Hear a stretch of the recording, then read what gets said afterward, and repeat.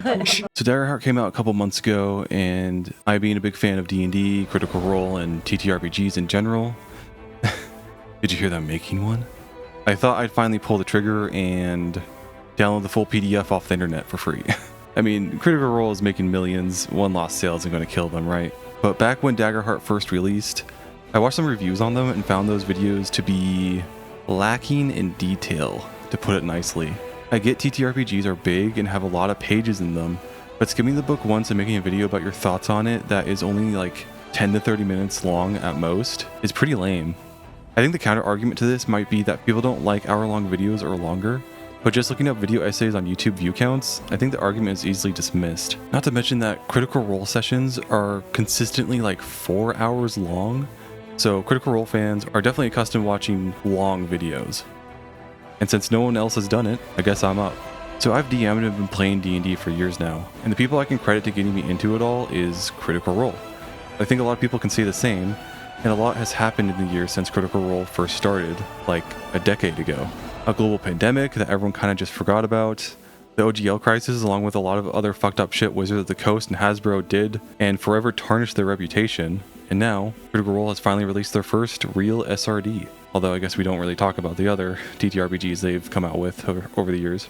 Between the OGL crisis and Critical Role becoming a real business during the pandemic, the creation of their own SRD was really an inevitability to make sure that CR never really had to rely on Wizards of the Coast and Hasbro ever again, even though they're still using D&D for Campaign 4. But is there a new game a cash grab that exists only to cover their asses illegally, or a genuine attempt at creating a true competitor to Dungeons & Dragons as a game and brand? Let's see just how good Daggerheart really is.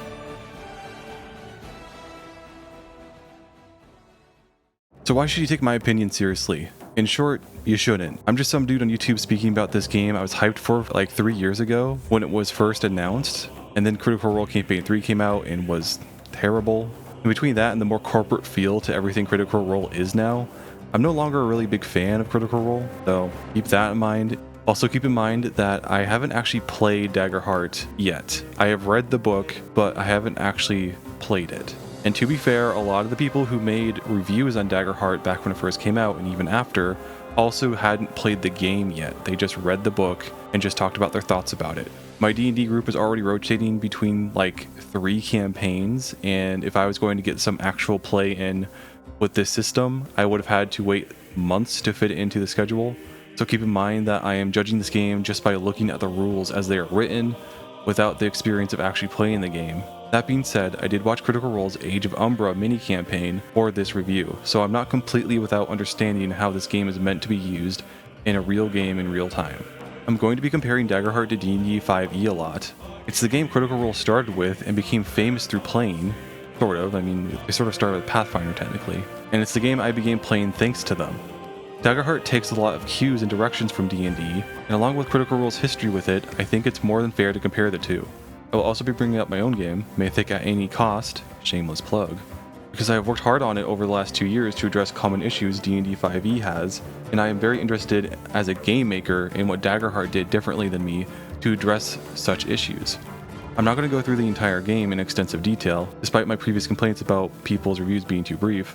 That would make for just far too massive a video I'm not willing to make. So there will be some things I will likely skip over just because I might not think it's important to talk about. This review/critique is mostly focused on the mechanics of Daggerheart rather than the lore or settings. The things like the campaign frames I will not be going over. Also, to get this out of the way right away, the book visually looks fantastic, very high quality looking product. And since I was not able to play Daggerheart myself, I have no footage to show the game itself. So for the visual elements of this video, I will have Baldur's Gate 3 gameplay in the background, along with pages from Daggerheart's SRD. So on page 4 of the book, Daggerheart goes over some basic introduction stuff, like what a TTRPG is. But Daggerheart describes itself in an interesting way. It describes itself as a heroic narrative-focused experience, which can be a description for just about any fantasy TTRPG, but also says it heavily features combat. The section then goes on to talk about how it takes a fiction-first approach, which again can be said about any TTRPG, but something that made me raise an eyebrow is when it said, quote, encouraging players and GMs to act in good faith with one another and focus on the story they're telling rather than the complexity of the mechanics, end quote.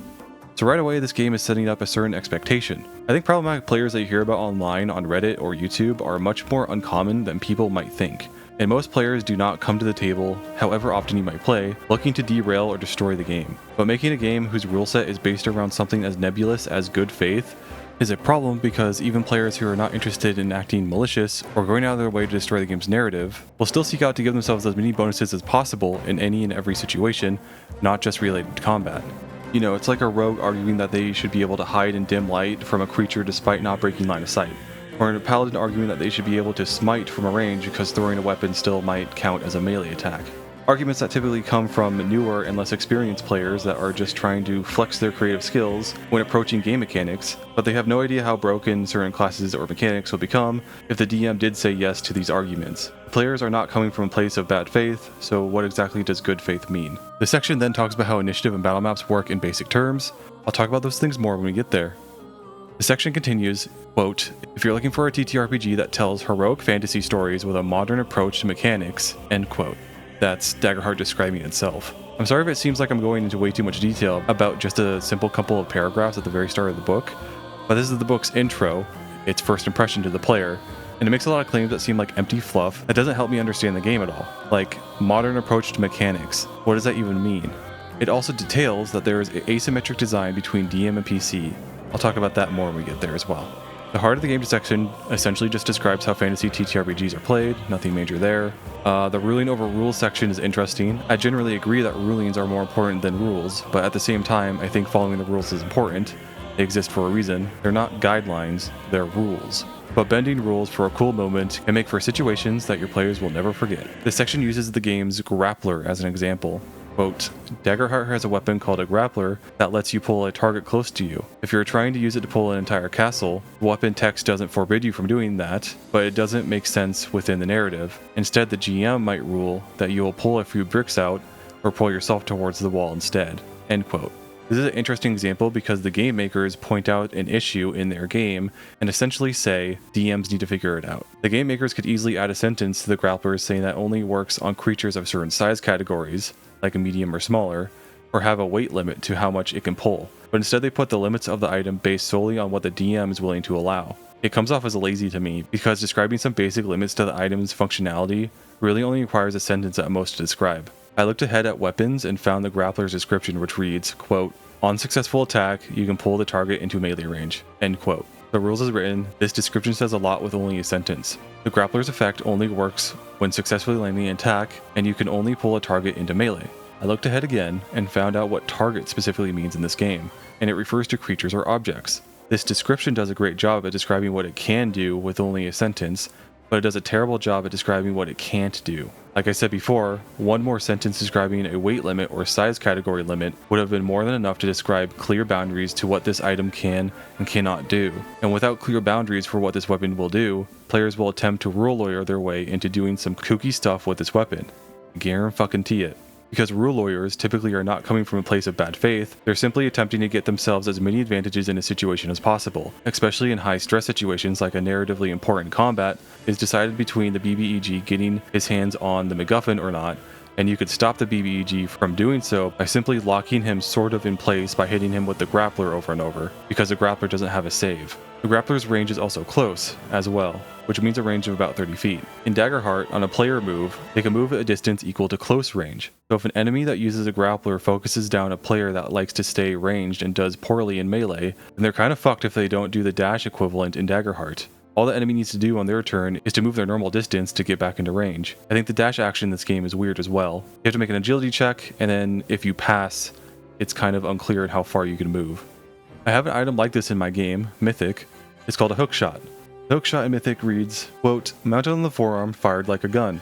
Rapidly pulls the user towards the surface the hook shot was fired at.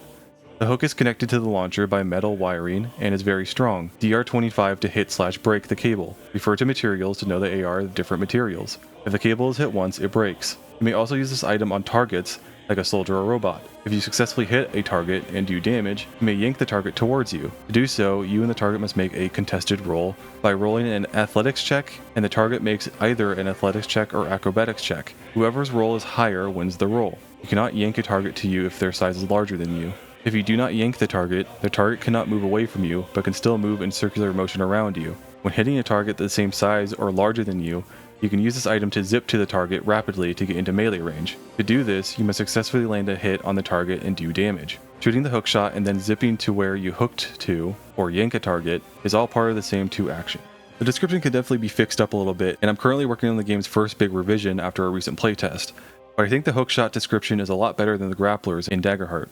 While, yes, it has a much longer description and players might not like that, it is also very specific in what it can and cannot do. Its cable can be broken if its armor rating of 25 is met or beaten. It doesn't have a health pool. Once it's hit, it's broken, and pulling targets toward you requires a contested roll rather than just working, which makes the item far less abusable. Of course, there are some details about how the hookshot works that could be expanded upon or added to, but generally I agree that Daggerheart's philosophy that not everything needs to be defined in endless detail can make it functional and useful in-game. The issue with Daggerheart is that it's using such a game design philosophy to justify not really defining the limits in their game much at all. So yeah, I went into way too much depth about one section and one item in this game, which might have been unnecessary, but I think this one item says a lot about Daggerheart's game design. That a lot of things are not defined well and can be easily exploited by any player. Simply saying that a player should approach the game with good faith doesn't really stop players from trying to bend rules as much as they can to ensure the best possible outcomes in most situations. The Rulings over Rules section also mentions that if players do something incredibly short-sighted, like purposely hopping into lava, the DM can forego letting the players using the death options in the game and just have the PC die, which makes a lot of sense. For the player's principle section, I don't have much to say. I like what it generally said in this section, but none of it is new. It's the kind of stuff any experienced DM would have already learned through playing other TTRPGs, even if those TTRPGs do not explicitly state some of this stuff, like spotlighting characters and what they're good at every session. Finally getting into Chapter 1. It gets into some basic descriptions of a world a player party adventure might take place in. As I said, this video is more interested in critiquing the mechanics of the game rather than its lore, so I'm skipping this section. It's just talking about like the different realms, like how, you know, in normal D&D you have the material plane, and then you have like hell, and then heaven, and then plane of fire and plane of earth and things like that. For character creation, much like in any other TTRPG, you begin the game by making a character. The order of making a character goes as thus: choose your class, choose your heritage, assign character traits, additional info, starting equipment, create background, create your experiences, choose your domain cards, create your connections. You begin by choosing a class and subclass. It's nice that you get your subclass right away in this game. One of the most annoying things in D&D is that for most classes, you have to wait a few levels to get your subclasses.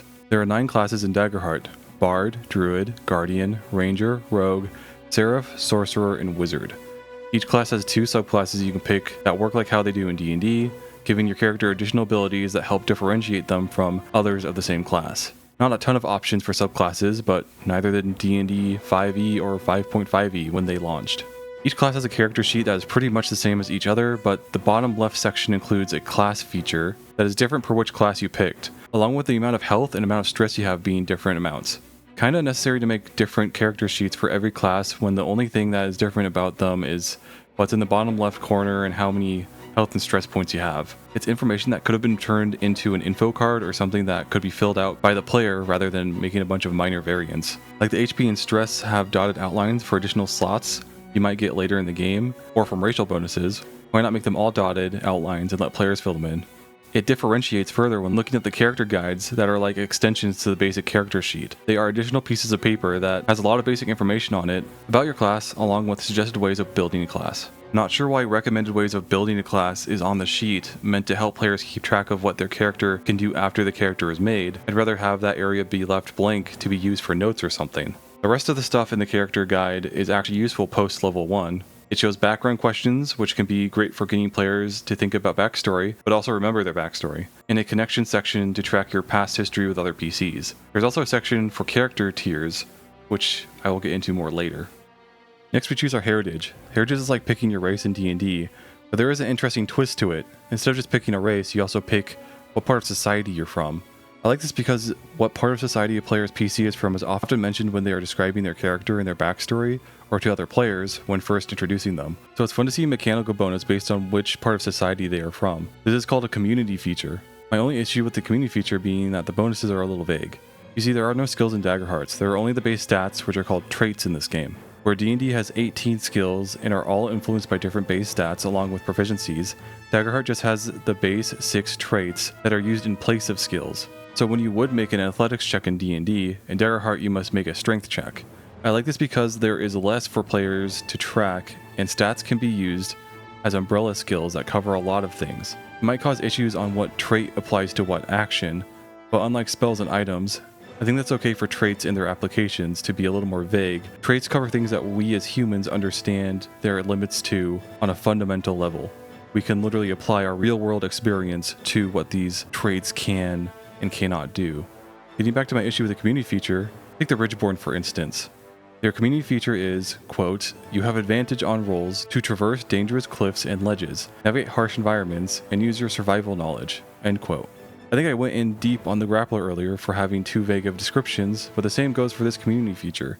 Dangerous cliffs and ledges are clear, but what about harsh environments?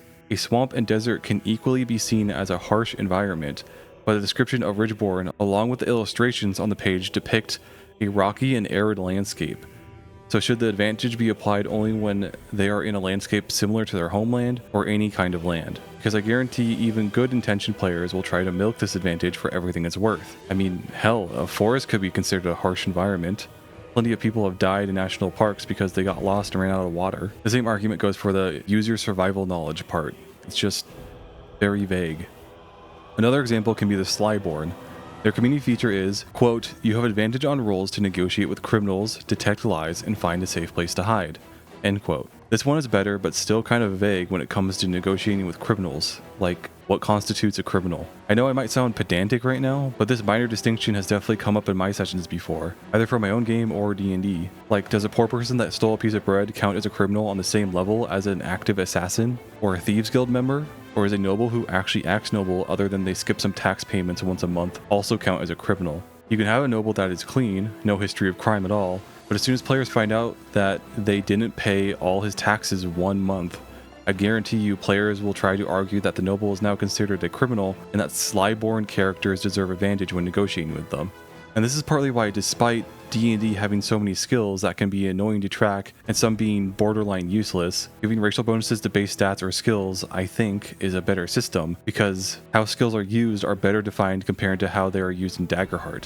For instance, in D&D, a background/class feature/racial bonus might give you proficiency in deception, which allows you to add your proficiency modifier to deception checks. This is better than having an advantage on negotiating with criminals because it gives you a bonus on how you choose to engage with the NPC, rather than relying on what the NPC is.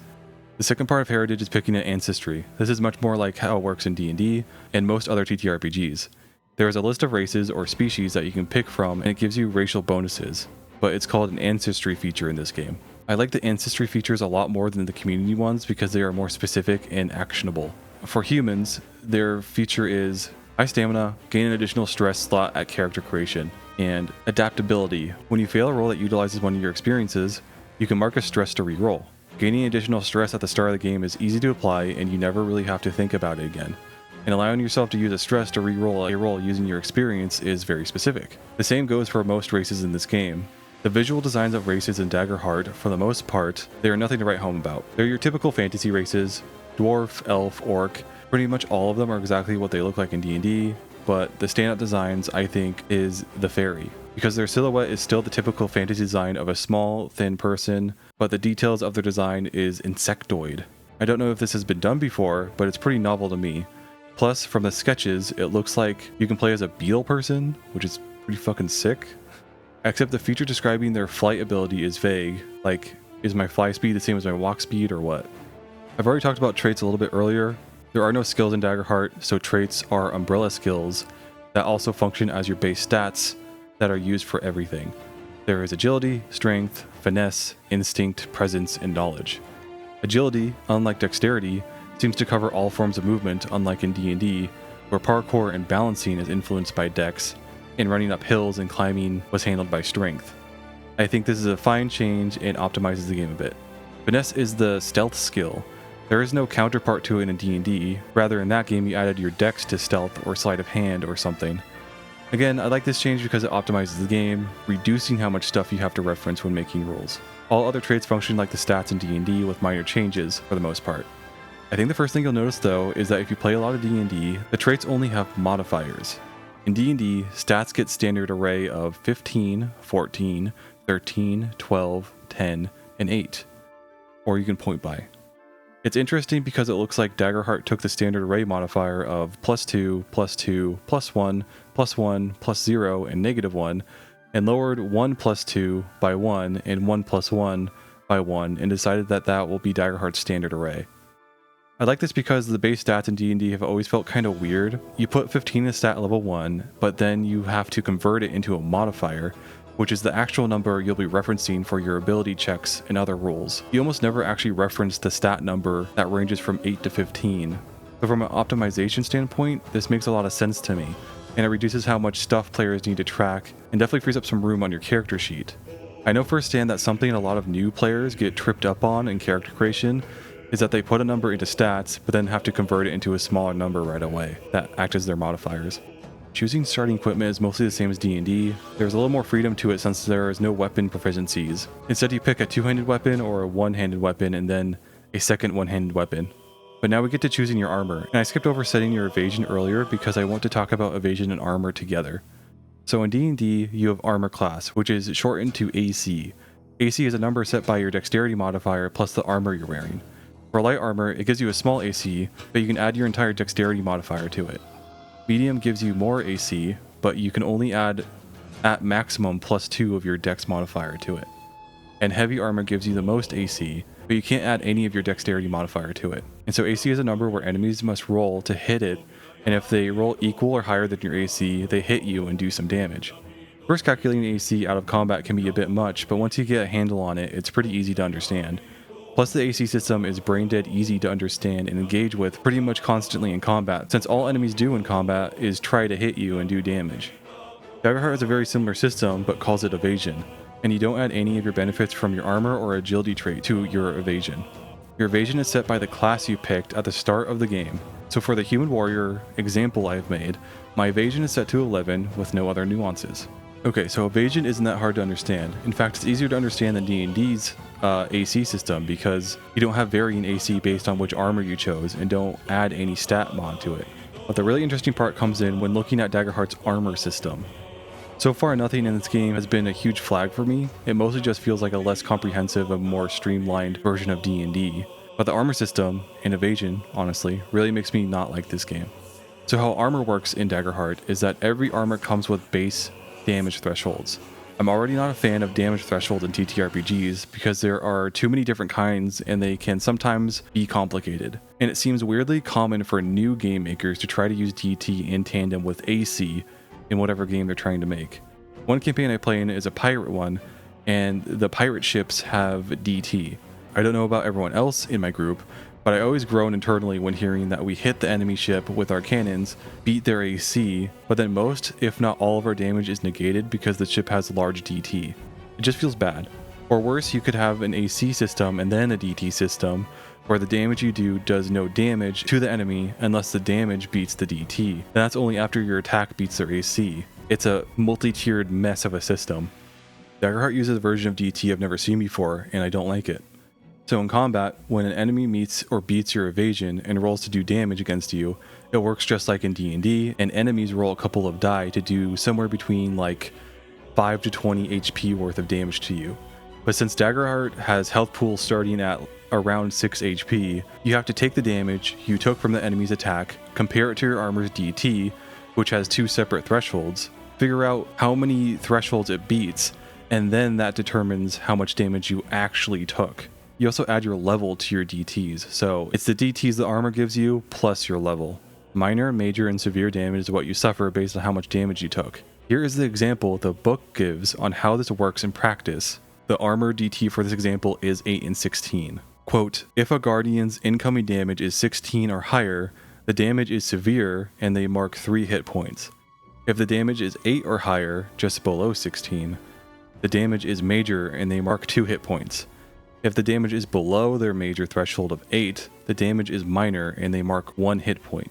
So there is an obvious issue going on with this weird system. It's clear that the makers of this game wanted damage to be rolled like how it is in D&D and have players roll dice to total for big numbers when rolling for damage, because That's fun. But they also wanted to streamline the game and make it easier to understand and faster to play, and thus used smaller health pools. Unfortunately, big damage and small health pools don't mix. So when you do try to mix them, you get this weird conversion system like what you have in Daggerheart. The developers wanted their cake and they wanted to eat it too, because now you have a system that is not easy to understand. And that might sound crazy to say, because TTRPG veterans that have likely played several different systems and experienced several different kinds of ACs and DT systems probably have no issue understanding this weird DT and AC system. 5 DM for people who can barely keep up with how AC works in D&D. Why not have it so when you get hit, you just take a point of damage, and when you get hit by like a crit, you suffer 2 points of damage. But rolling a ton of dice for damage is ultimately pointless in Daggerheart because the most damage a player can suffer is 3 HP worth of damage. So rolling so much damage ends up being a waste of time, so in their effort to make the game feel fun, they instead made the game feel less fun by forcing players to constantly engage in a clunky mechanic that is Daggerheart's armor and damage system. The system would be better if the armor mechanic was just cut in favor of having an AC system like in D&D, having players and enemies just take 1 to 3 points of damage when hit. It would also speed up combat a lot. There are also armor slots. Armor slots act kind of like extra HP, since when you get hit and suffer damage, you can spend an armor slot to reduce the damage by 1. So if you suffer a severe damage, you can spend an armor slot to reduce it to minor, or minor to none. You might want to burn all these slots as soon as possible in combat, since practically speaking, you want to lose as little HP as possible in combat. The only issue being that getting armor slots back is a bit of an adventure. Repairing armor is an activity to do during short rests, and you must do it to get armor slots back. They don't just come back by the end of the rest. On a rest, you can take the repair armor action and clear a number of armor slots equal to 1d4 plus your tier. You can do this to allies armor instead if you so choose. This is one of 4 actions you can take during a short rest that all involve getting some resources back. So it's not guaranteed that you'll have all of your armor slots every combat, so it's probably smart to save them to reduce those severe damage hits. So I like the armor slot system in concept, but it is just another resource you have to track as a player. And I really think something this inconsequential doesn't justify being in the game. You could completely take armor slots out of the game and the game wouldn't really change that much, which makes the system feel unneeded. After that, you create your background. Each class has different background questions and you can answer them however you like. It's more for roleplay stuff. Next, you create your experiences. You create 2, and an experience is a short, descriptive phrase that cannot be too vague. For example, silent as the night. So in-game, when you feel like your experience applies to a situation, you can spend a hope and add +2 to whatever roll you're making. So I don't know how many people watching this video have played Lancer, the sci-fi mech TTRPG, but the experience system in Daggerheart is pretty much ripped straight out of that game. In Lancer, it's called triggers, and it mostly works the same way, but it doesn't cost any resources to use, like needing to use hope in Daggerheart. There's nothing wrong with copying systems from other games. I mean, you can't get sued over it or anything because rule sets cannot be copyrighted, and it can be a good starting point for making modified or completely different systems that were based on that system. But in Daggerheart, it's mostly the same as Lancer. The first thing I don't like about experiences, this goes for triggers and Lancers as well, is that they give a player a +2 to their roll instead of advantage. In my most recent playtest of Mythic, where it ran a lot like Daggerheart D&D and other TTRPGs, where a lot of things in the game ranging from abilities to Mythic's versions of spells to items bestow like a +1 or +2 to a roll of some kind. And it got to the point that players were telling me that it was too much. It was too much to track and keep straight, understanding what all goes into making the final modifier of a stat, ability, or accuracy roll. By the end of the playtest, my players told me that a better way of doing it is make it so more things just bestow advantage to players for something rather than having a +1 from like 5 different sources to a single roll. And honestly, I think they're right. For my time being a player in D&D, it can be really tough to keep track of all those +1s, and I think making most bonuses simply give advantage for the roll is a lot easier to understand and track. I forget where I saw it, but you can look it up and find that D&D 5e has literally hundreds of ways to get your character advantage for certain rolls, or any roll, and yet most of the time you won't be rolling with advantage. So why not utilize the mechanics some more? The second thing I don't like about experiences and triggers in Lancer, and why I don't put something like triggers or experiences in my game, Mythic, is that while there are cool ways to express your character's roleplay, mechanically speaking, it is highly abusable. In Lancer, their example is punch face. So whenever you are in a situation to punch a face, you just get a bonus. So it's really easy to make a build and then give yourself a trigger that then gives you a bonus to whatever primary thing your Lancer does in combat. And it lacks definition for what it cannot be used for, so players likely just always have a +2 to their primary skill or action, which is very abusable. The same goes for Daggerheart. A vague statement can be loosely applied to almost any situation. Silent as the Night, for instance, could be argued that it applies to roles where you're trying to deceive someone just because my character rarely talks, so my words should carry greater weight. This goes back to the whole good faith argument the book brings up at the very start, since players that aren't trying to be malicious or derail the campaign will argue until they're blue in the face that they should get a bonus from something for very loose reasons. If you've ever DM'd, I think you know what I'm talking about. Rule lawyers are argumentative players who 100% will try to abuse this mechanic. The only thing keeping it from being too abusable is that using experience costs a hope. So for costing a resource, the bonus from experience isn't even very good. Like I said before, changing it to advantage would be better for players to understand and track, but also to make it worth using. I foresee players trying to abuse this mechanic to apply +2 to almost all roles, or almost never using it because the DM rules that it doesn't apply to most situations.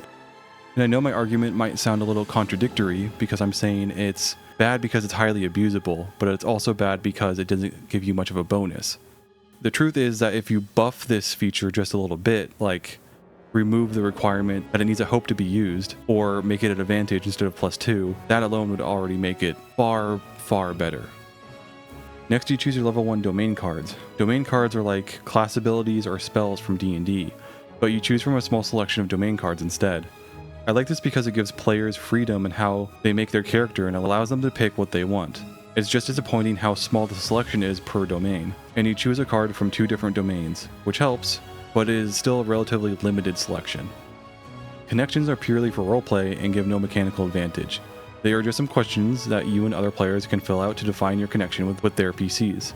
That's fine, I appreciate it's there since campaigns run more smoothly when PCs already know each other to some degree at the very beginning. But I guess I can use this as an opportunity to talk about how I handled connections in Mythic. In Mythic, it's called affiliations, and if you choose to have your character know another player's character, having an affiliation with them, it'll grant your character a further origin point. You can know up to 2 other PCs in the group, allotting you 2 additional origin points. Origin points in Mythic can be spent on skills to give them an additional +1 to that skill. I like this better because it mechanically encourages players to integrate knowing other PCs into the game. There's also a section on the Mythic character sheet where you write down which player/PC you know, and the reason why you know them. I just think in games that are so mechanically driven, giving players a mechanical incentive to know other players is a good way to handle it, rather than it just being player-led roleplay. It's that too, but both of them together. And that's how you make a character. I made a lot of tangents as I went, but if you want a non-tangent filled version, go and watch the Critical Role's video tutorial on how to make a character in Daggerheart on their channel. So not including my critiques about the game's design that didn't really relate to the character creation, I think the character creation is a relatively painless process that won't take anyone too long to do.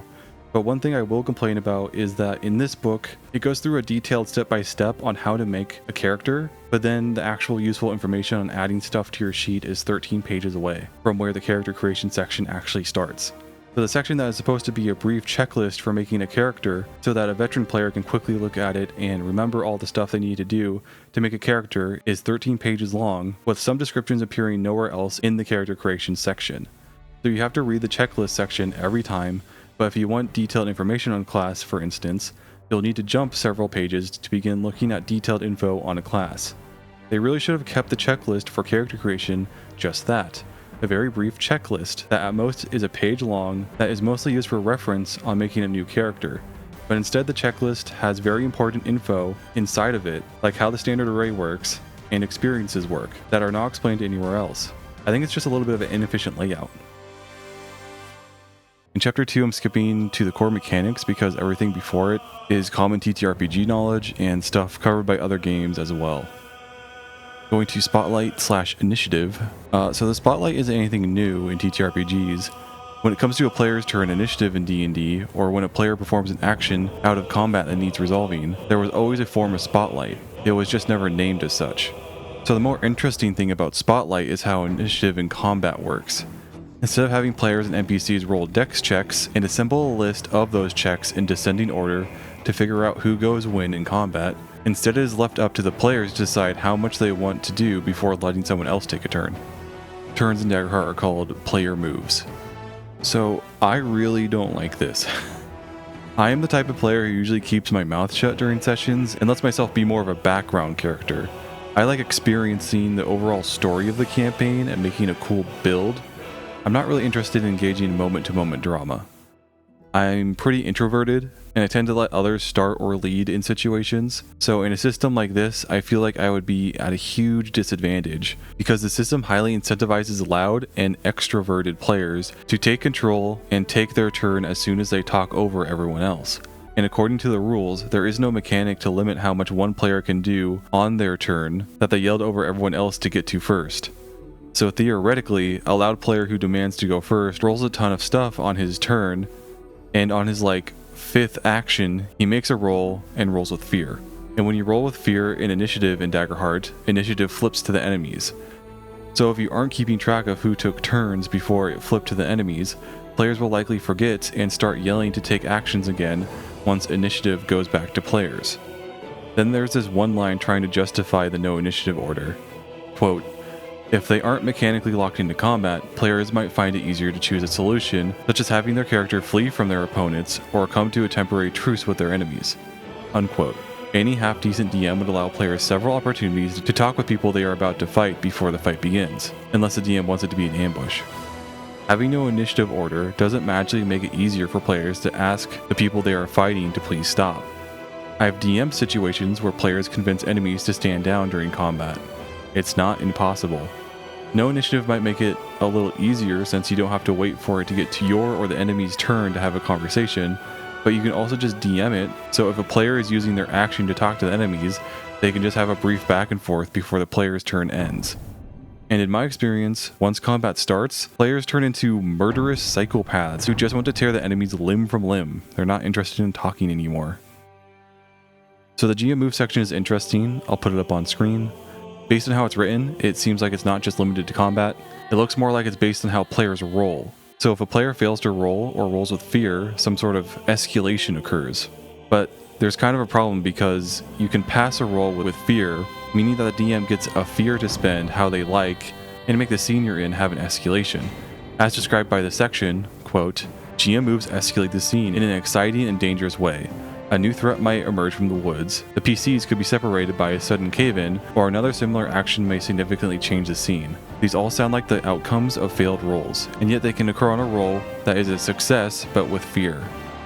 That doesn't really sound fair or fun. For instance, let's say a rogue is sneaking around an enemy base, and they rolled a stealth check to sneak by some guards. They succeed in their stealth check by rolling higher than the guard's passive perception, but they roll with fear. So what is the escalation? Is the player still spotted because they rolled with fear, or does the DC just go up the next time they roll a stealth check? I mean, the text literally says, quote, "GM moves can happen in nearly any time, but they most commonly occur when a PC rolls with fear or fails an action roll," unquote, which makes no distinction between failing a roll and succeeding at a roll, but with fear. I also find it odd that the book is trying to turn logical reactions to failed checks into mechanics like GM moves. Using the previous example, if a rogue failed their stealth check and the guard notices them, then the logical sequence of events is for the guards to want to try to either kill or capture the PC, right? This already works in D&D. Maybe not what this specific framework Daggerheart has, but it does. So in D&D, if the rogue is caught, I as the GM would then say, "The guards brandish their weapons and demand for you to freeze and surrender to them. What do you do?" Like, any half-decent DM knows that you should be constantly prompting your players. Do you really need to apply this game's initiative system to these types of situations? And it really makes me wonder for a moment, if the game's initiative system was designed around situations like these instead of combat, since these out-of-combat skill challenges require a lot of back and forth between DM and player. The game's intro says it's all about the narrative over everything else, and initiative-based situations benefit from this initiative system, but it's an initiative that doesn't really need to exist since D&D and other TTRPGs already ran like this without this specific framework. The section gave me a page number for how fear is spent by the GM as GM moves, so I jumped to that section. I found this little table listing all the ways GM moves can be used. As I said, this is stuff any DM or GM that has ever played D&D for a significant amount of time would do in reaction to failed rolls. I mean, it's nice for new GMs to see this stuff and be made aware of how you can make failing have significant impact to players and their stories. I just find it kind of odd that Daggerheart is making it a rigid system. Whether it's mechanic or not, stuff like this must occur in the game or it will get really bland and boring since there will be no failure states. And it continues to not make any distinction between a failed roll and a successful one but rolled with fear. The players have two different ways that they can fail at whatever they're trying to do. A GM can have a maximum of 12 fear and gains fear every time a player rolls with fear. The pool of fear GMs have is recommended to be visible to players at all times. I guess that's fine, but it can undermine tension because players can see how much fear GMs have at all times. Spending fear in combat is a little more limited, as shown on page 154 in this little list. I think they're all fine other than the most basic one that I think GMs might use the most often, being the interrupt the player. Thankfully, the description of this GM action is recommended to be done between player moves, which I assume is done because it would be really annoying to interrupt a player as they are rolling for things during their move. Okay, but here's a really weird part. The how much fear should I spend in a scene section. I was happy about the previous section actually being relatively specific and how fear is spent in combat. But of course, as soon as I find something I like, I find something vague that I don't like. So here's the page, read it if you like, but it essentially is talking about how much fear you should spend to make a scene or scenario occur. I think this section is really dumb because a lot of the descriptions given are scenarios that are player driven rather than something the DM just makes happen. They're scenes that must happen to make the story occur. Like, look at the climactic scene type. It says that a major confrontation with the villain of a story arc costs 6 to 12 fear. So I as the GM have to throw away a lot of fear in my limited pool of fear to have the players confront the BBEG. Like, what if players find a bunch of evidence on the BBEG that could incriminate them, and they were going to go confront the BBEG all on their own without GM input? Does it still cost 6 to 12 fear? But what if it's a planned and more linear adventure? You know, players entered a dungeon, killed all the undead in the room leading to the BBEG arena, and once the BBEG shows up, I have to throw away 6 to 12 of my fear just because the BBEG showed up? And then there's the incidental scene type that has examples like shopping and PCs talking to each other, or resting. Yeah, players resting somehow costs the GM some fear, but it doesn't say how, it just gives a range of 0 to 1. And then in the standard section, it says that perilous travel that tests might and wit, along with other more intense but practically commonplace things, are described. Like, everything in this section is described as costing fear is stuff that I would have personally have planned out as plot points as part of a quest before the session, long before players ever get to the end of the quest. What is Daggerheart expecting me to do here? Should I write up my quest beforehand and write down in advance how much each plot point or ability challenge costs me in fear? Or is the game expecting GMs to not make quests in advance and just improv everything, with the system being a way to limit the kind of improv they can do? What do I do if I don't have the fear when players get to a certain plot point that I pre-planned? These plot points need to happen or else the story can't happen. So here's the main mechanic of the game. Instead of rolling a 1d20 like in D&D or Pathfinder, you roll 2d12s called duality dice of preferably 2 different colors. One is your hope d12 and the other is your fear d12. When you roll and your hope die is higher, you gain a hope even if you fail. When you roll and your fear die is higher, the GM gains a fear even if you succeed. And as described previously, it's essentially a second way to fail a roll. When rolling your d12s, add up their numbers and add whatever modifiers to it to determine the overall number for a roll. When the hope and fear die land on the same number when rolling, it's a critical success, which apparently is twice as likely to happen as opposed to using a d20, according to what people say online. Not necessarily a bad thing, but might cheapen crits a bit. The biggest problem I can think of with this system is that it's just a lot of steps to go through every time you roll dice. For instance, every time you roll, you have to 1. Roll dice, 2. Check if you rolled fear or hope higher, 3. Inform the DM if you rolled with fear or hope, 4. Add your fear or hope die together, 5. Add the appropriate modifiers. While you could compact step 2 and 3 down into 1, that would still be 4 steps you have to go through. It's just a lot of steps to do for something you have to do so often in the game. In D&D, assuming you have all your modifiers pre-prepped, which you should have when making a character or after leveling up, all you have to do is roll 1d20 and add your modifiers to determine if you succeed in a roll. It's only 2 or 3 steps at most if you add your stat and modifiers separately. So Daggerheart's way of resolving basic rolls might become fatiguing quickly to some. You can gain a maximum of 6 hope at any one time. Gain any more and it doesn't do anything. You can spend a hope to help an ally, which is good that using the help action requires something more than just agreeing that you want to help a PC. In D&D, the help action requires nothing but an action to perform and bestows another PC or NPC advantage on their roll, any roll. This is generally bad to use in combat from one PC to another for action economy reasons, but having a familiar do it, or do it outside of combat and the initiative order, it's really busted since you just get advantage on whatever you want all the time. In my experience, DMs usually put some sort of homebrew restrictions to the help action, like needing proficiency in a skill to be able to give help to another PC who is using that skill. But in Daggerheart's case, it costs a hope. Using a hope to use an experience was talked about before. You can use 3 hope dice to initiate a tag team roll between you and one other PC. What does this mean exactly? I skipped to page 97 really quick to find out.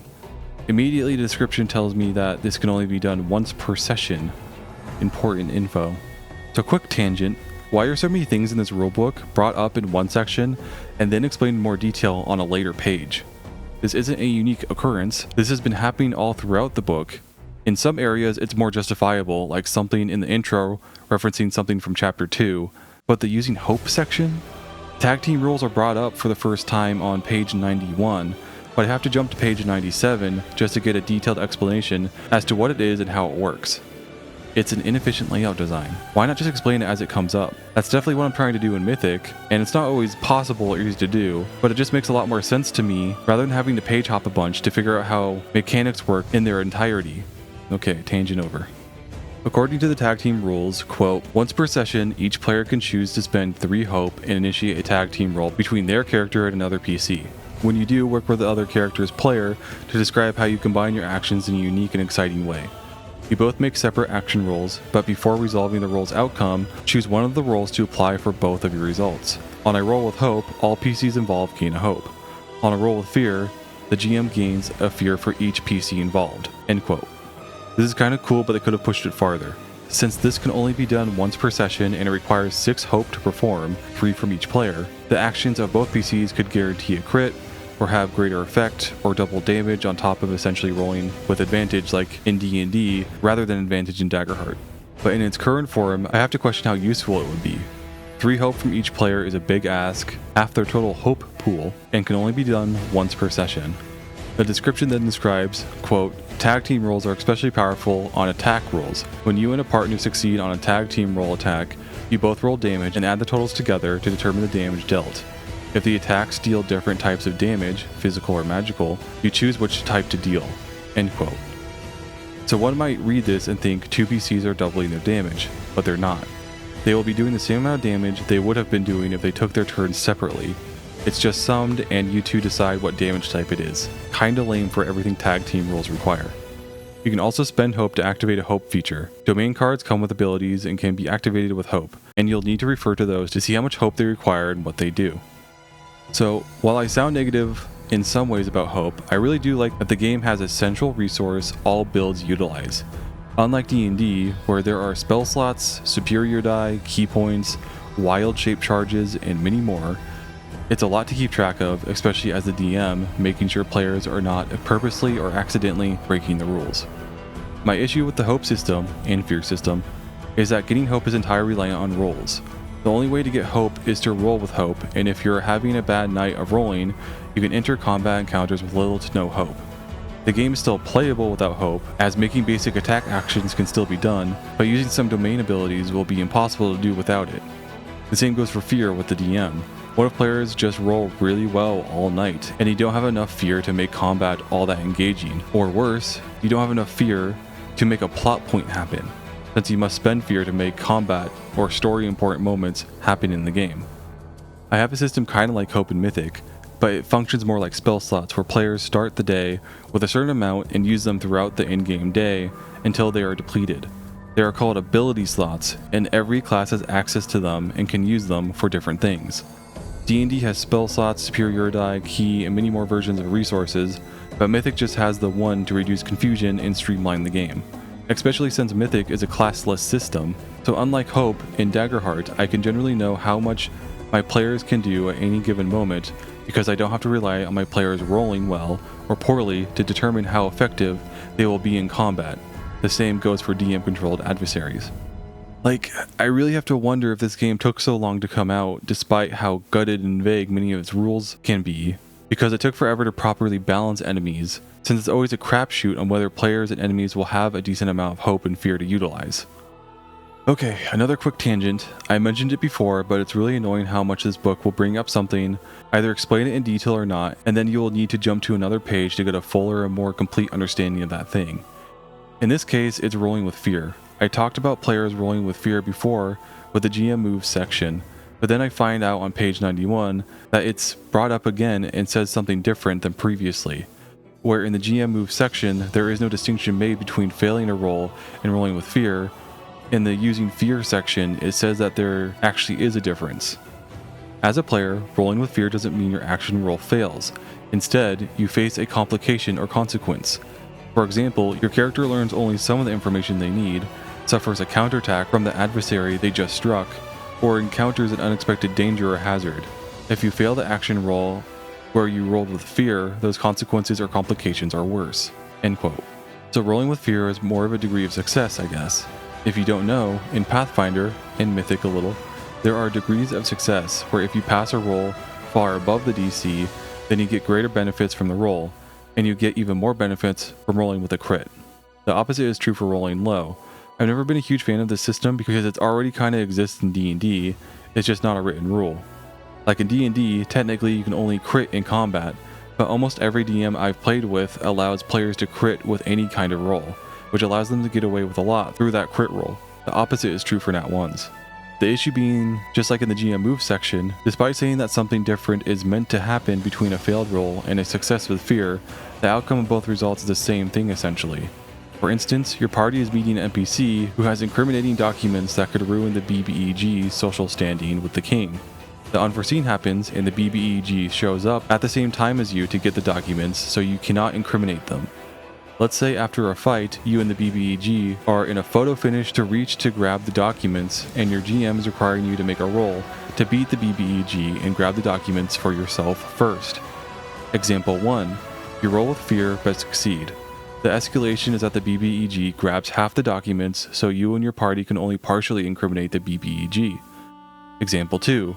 You fail your roll and the BBEG grabs all the documents and flees, leaving you and your party unable to incriminate the BBEG. Both examples essentially have the same outcome because for example 1 where the BBEG gets half the documents, the BBEG cannot be fully incriminated, and maybe he doesn't get arrested or killed by the king's guards. And in example 2, nothing happens to the BBEG and he is not arrested or killed by the king's guards, resulting in the PC needing to do something else to end the BBEG. Of course, your GM can rule it differently. Maybe half the documents is enough to get the BBEG jailed for a short amount of time, or it's enough to get the BBEG straight up killed. The issue being that degrees of success in this manner makes for messy storytelling. Since rolling with fear and failing, depending on the GM, means the same thing, then there are essentially just two ways of failing a roll in this game, which sucks. But also that makes how the story proceeds messy and hard to handle for the GM, as they constantly need to make shit up on the fly to accommodate successes with fear that could have large ramifications in the story, where binary success or failure can make the story play out in a far more simplified sequence of events that requires the GM to adapt less. Okay, so I'm actually pretty interested in this section since I have a self-made stress system in Mythic I made from scratch, so I'm super interested in seeing what Daggerheart did with their stress system. To start off, there is a section on the player's character sheet that looks a lot like your health that is used in a similar way, where when you take damage, you check off a health box. When you suffer stress, you check off a stress box. When all your stress boxes become checked and you're at maximum stress, you gain a condition in Daggerheart called Vulnerable, which means all rolls targeting you have advantage. You have this condition until you reduce your stress by at least 1. So the consequences of maxing out stress is pretty boring, but I have to wonder if that's for the best. In my most recent playtest of Mythic, my players' main feedback was that there is too much in the game to track. So I really have to wonder if making the consequences of maxing out stress be something as basic as everything has advantage against you is the best way to handle it. It lacks randomness and nuance, but it's easy to understand.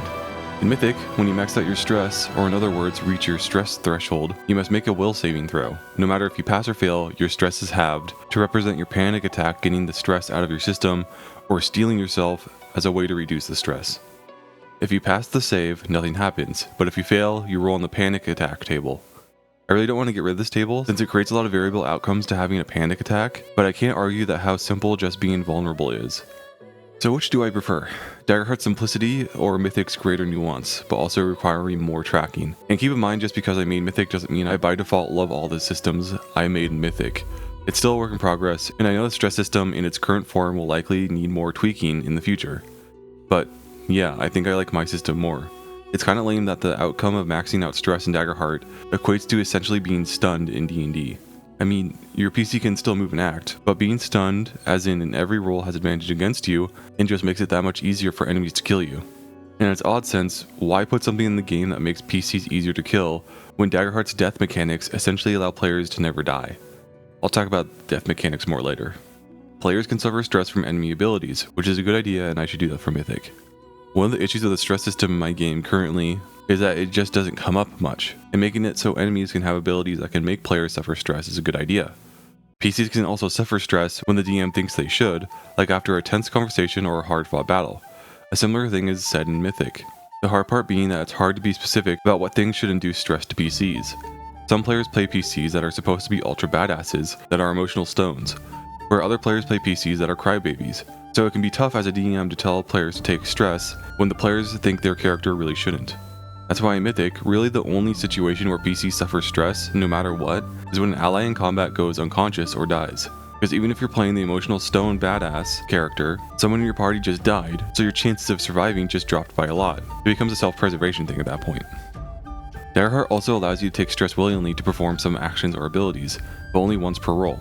The issue of bringing things up and then telling you to jump to another page to learn more comes up again, so I jumped to page 107 to learn more. It says, essentially, what the previous paragraph already said, so it's super lame that willingly taking on stress doesn't do more. It's restricted to ability usage from domains. And I guess this is a good time to bring up an issue I've been noticing about Daggerheart since I first started picking it apart, and that it lacks universal abilities or actions. Universal abilities or actions are things that any PC or build can perform in combat. Things like making an attack with a weapon, grappling, shoving, attack of opportunities, all things any character can perform in D&D, but not in Daggerheart. I mean, only the warrior can make an attack of opportunity in this game, which is really weird. But that all is made worse with the stress system since it can't be used to enhance any kind of turn. In Mythic, there is a section called Beneficial Stress, which allows players to take on stress to enhance their turn. They can do this once per turn and allows them to add damage die to their damage rolls, take an extra action or reaction, and get a temporary ability slot. I think this is a far better way of handling beneficial stress since it allows anyone of any build to take advantage of it. Doing it this way, on top of stress activating some abilities in Daggerheart, would be the best setup, but of course, it would need to be heavily modified to better fit Daggerheart. I already talked about how duality die works and its strengths and weaknesses, otherwise action rolls work just like ability checks in D&D. Roll the base dice and add modifiers and additional dice to calculate the sum and see if it passes the difficulty rating. Example action rolls. Okay, so I complained about degrees of success and how succeeding with fear and failing a roll are not significantly differentiated earlier in the book. Finally, on page 95, 7 pages after the GM moves, and succeeding with fear is brought up, we are finally given a specific example of the difference between rolling and succeeding with fear and just failing a roll. Thank God. The failure with fear description is, quote, Alia rolls 3 on the hope die and 6 on the fear die, and then adds 2 from her agility for a result of 11 with fear. 11 is below the roll's difficulty. So the GM gains fear, and because play passes back to the GM on a failure, they describe the mage taking an attack roll in response to Tabby's maneuver. The attack is successful, so the mage knocks Tabby off the parapet with a blast of magical fire and deals damage. Tabby crashes down to the ground below and must find a way back up if she plans to face the mage head-on again. Unquote. The failure with hope description reads, quote, Alia rolls a 6 on her hope die and 3 on her fear die, then adds 2 more from her agility. That's 11 with hope. A total of 11 isn't enough to make it across safely, so in failure, the GM makes a move, narrating that the mage sees Tabby coming and makes an attack, which succeeds. The mage blast knocks Tabby off balance, leaving her dangling from the parapet. Her progress stalled and position precarious. Tabby gains a hope, but her friends are still in the line of fire and might need her help to reach safety. Unquote. The success with fear description reads, quote, Alia rolls a 5 on her hope die and a 9 on her fear die, then adds 2 from her to agility. That's a 16 with fear, so it's a success. The GM gains fear and asks Alia to describe how she races across the parapet. After her description, the GM takes over, saying that once Tabby is crossed, she faces her foe head on, blocking them from attacking the rest of the party. But as a consequence for a result with fear, the mage reaches out with magic and crumbles the parapet behind Tabby, leaving her trapped and unable to move back to safety. At least the mage isn't attacking her friends, right? Unquote. The failure with fear example is surprisingly harsh for this game that seems to focus on player empowerment and lacks combat. In this example, just for failing a check with fear, our character is hit by an enemy attack out of turn order, even for Daggerheart standards, which should only go to the enemy's move when the player's move is fully resolved, and they fall, taking fall damage, likely resulting in massive amounts of damage suffered. This sounds like the outcome from a Nat 1 in D&D, which is problematic because, despite not having any math to back up this claim, failing with fear is statistically far more likely than rolling a Nat 1 on a 1d20, which means critical failure situations can occur way too often. Critical failures are fun sometimes, but if they happen all the time, it gets old pretty fast. I know that from personal experience. If this situation was to occur in D&D, the harshest result that would happen is that the player would fall and take fall damage, because the enemy would not be able to act unless it's their turn, or as a reaction, or with a legendary action, which not all enemies have, of course. Or, if they have a nice DM, they can make another save to catch themselves to hang off the side of the parapet, which is what happens in the fail with hope situation. This is the only fail state that makes sense to me, at falling and crossing a narrow parapet, which sounds like a balancing action. But succeeding with fear, while thankfully and finally differentiated from failing with fear or hope, still feels like a hollow success since something bad still happens despite getting what you want.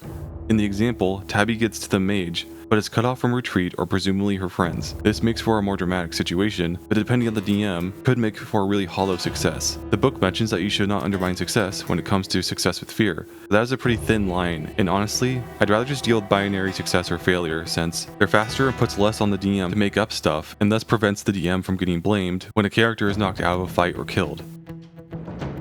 I don't have too much to say about this section. I just find it funny that it's called as such because all the types of rolls described are rolls you would be making on a regular basis. There's nothing special or uncommon about them. One thing I do want to talk about is the group action rolls, because just like the duality die, this change needlessly complicates the process. In D&D, when making a group check, everybody makes the same check. If half the party or more succeeds, the group succeeds.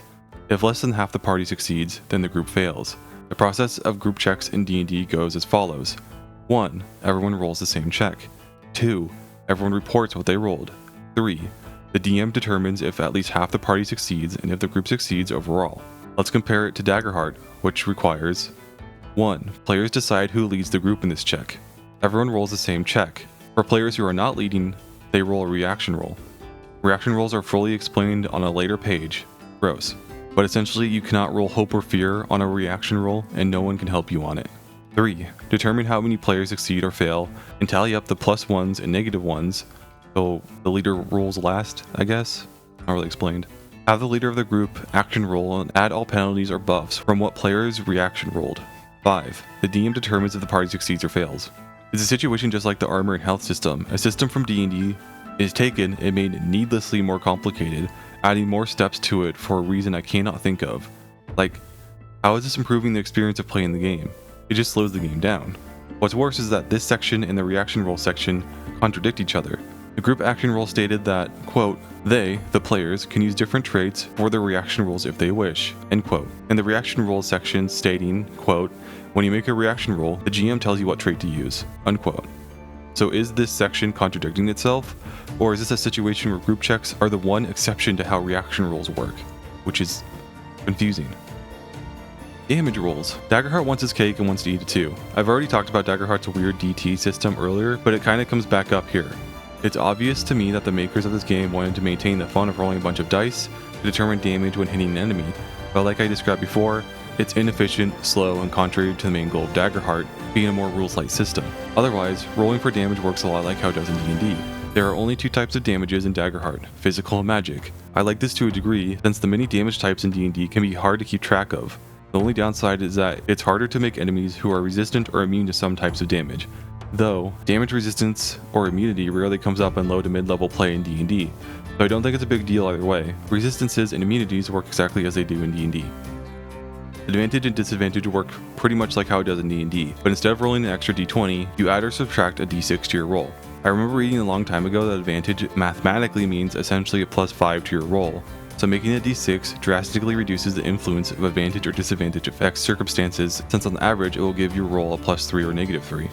I don't think there is necessarily anything wrong with that, but I do like how Daggerheart allows for multiple advantages and disadvantages to cancel each other out to find out the overall advantage. For example, if you have two sources of advantage and one source of disadvantage, then one of the advantages and disadvantages cancel each other out, so you would have one advantage left over and you would be able to roll an advantage die for your next roll. In D&D, it states that having multiple advantages or disadvantages don't interact in interesting ways, they just cancel out. So if you have 5 things giving you advantage in D&D and just one thing giving you disadvantage, you have neither advantage or disadvantage. So one completely cancels out the opposite no matter how numerous. I fucking hate that, to be honest. It's such a boring way to handle an otherwise interesting situation, and de-incentivizes players from considering all possible options to get advantage and get rid of disadvantage for a roll. Daggerheart instead opts for a 1-to-1 cancellation, which is far better, but still only allows 1d6 to be rolled for either advantage or disadvantage. In Mythic, if you were wondering, advantage and disadvantage actually works more like Daggerheart's version, but instead of only allowing players to roll 1d6 for advantage or disadvantage, players can roll as many as the situation calls for. So if a player has advantage from 3 different sources, they roll 3d6 and add it to their roll. The same goes for disadvantage.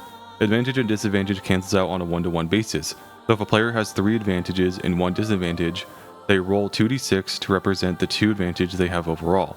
And your first thought might be, isn't that overpowered? So far, with a couple of small playtests and one full playtest I've done, it hasn't been. It also encourages players to really learn the game and to figure out all the common ways to get advantage, since it all can be stacked, making for a more engaging system. The only downside being that it can sometimes take a minute for a player to figure out how many advantages and disadvantages they have overall, but it's usually not a lengthy process since getting more than 1 or 2 advantage is pretty uncommon so far, though high-level gameplay is yet to be tested. So conditions are like damage types earlier. There are only 3 conditions in the game, which are hidden, restrained, and vulnerable. I talked about vulnerable earlier. Restrained works pretty much like how it does in D&D. Hidden is a little different since all rolls have disadvantage against you while you have this condition, as opposed to D&D where creatures simply don't have line of sight on you. The most interesting part about conditions is their lengths. A condition that is marked as temporary means that it can be essentially ended as soon as you get it. You just have to pass a check that is determined by the DM. I'm not a fan of this because it removes the mechanical roleplay from the game. I feel like in more recent years, people have ignored or forgotten that roleplay in D&D is not just speaking in character with a stupid voice and having an in-character table drama. Roleplay in D&D is also personified by the ability of crafted. Wizards focus intelligence skills, so they have crap athletics and acrobatics and can't escape grapples easily. Their builds, strengths, and weaknesses are personified in being good at casting powerful spells, but being able to do fuck all in melee. It mechanically and naturally has character-filling roles in a party, roles that might not be filled if PCs could pass whatever check with whatever skill. Despite my going on for a second, I don't think Daggerheart does this too much, but it is definitely a weakness of this game, even if it is small. And to get back on track, conditions seem pointless, since as soon as it gets to your spotlight, you can just get rid of it. Sure, it takes your action economy to do so, but players have endless actions so long as they don't roll with fear. Not to mention that only 1 of 2 conditions in this game makes all rolls made against you have advantage. So I don't know why you wouldn't use your action economy to get rid of that condition right away. The same goes for enemies, and through watching Age of Umbra, enemies seem to rarely not have at least a few fears, so they can use their spotlight to clear a condition, then use fear to get another spotlight. Domain cards. Your active domain cards grant you special abilities or spells. Unless a domain card states otherwise, you can use it as many times as you wish for as long as it remains in your loadout. You can have a maximum of 5 active domain cards in your loadout at any one time. Your subclass, ancestry, and community cards don't count towards that limit and are always active. If you don't know, D&D has a system like this called preparing spells. I don't like that system because there's already a system in the game that limits how many spells you can cast in a day, which is the spell slot system. The point of the preparation system is to restrict players from having the exact spell they need as they need it in every situation. The problem with it is that the spell slot system already restricts players from having whatever spell they need at the moment whenever they need it, because if you play 5e in the way it's intended to be balanced, then you should be having several fights throughout an in-game day, which steadily uses up casters' spell slots throughout the in-game day. So by the time you get to the end of the dungeon or get to the BBEG, the spellcaster should have limited number of spell slots remaining, thus be very cautious on what they use those spell slots on, even if they can use it for whatever they need as they need it.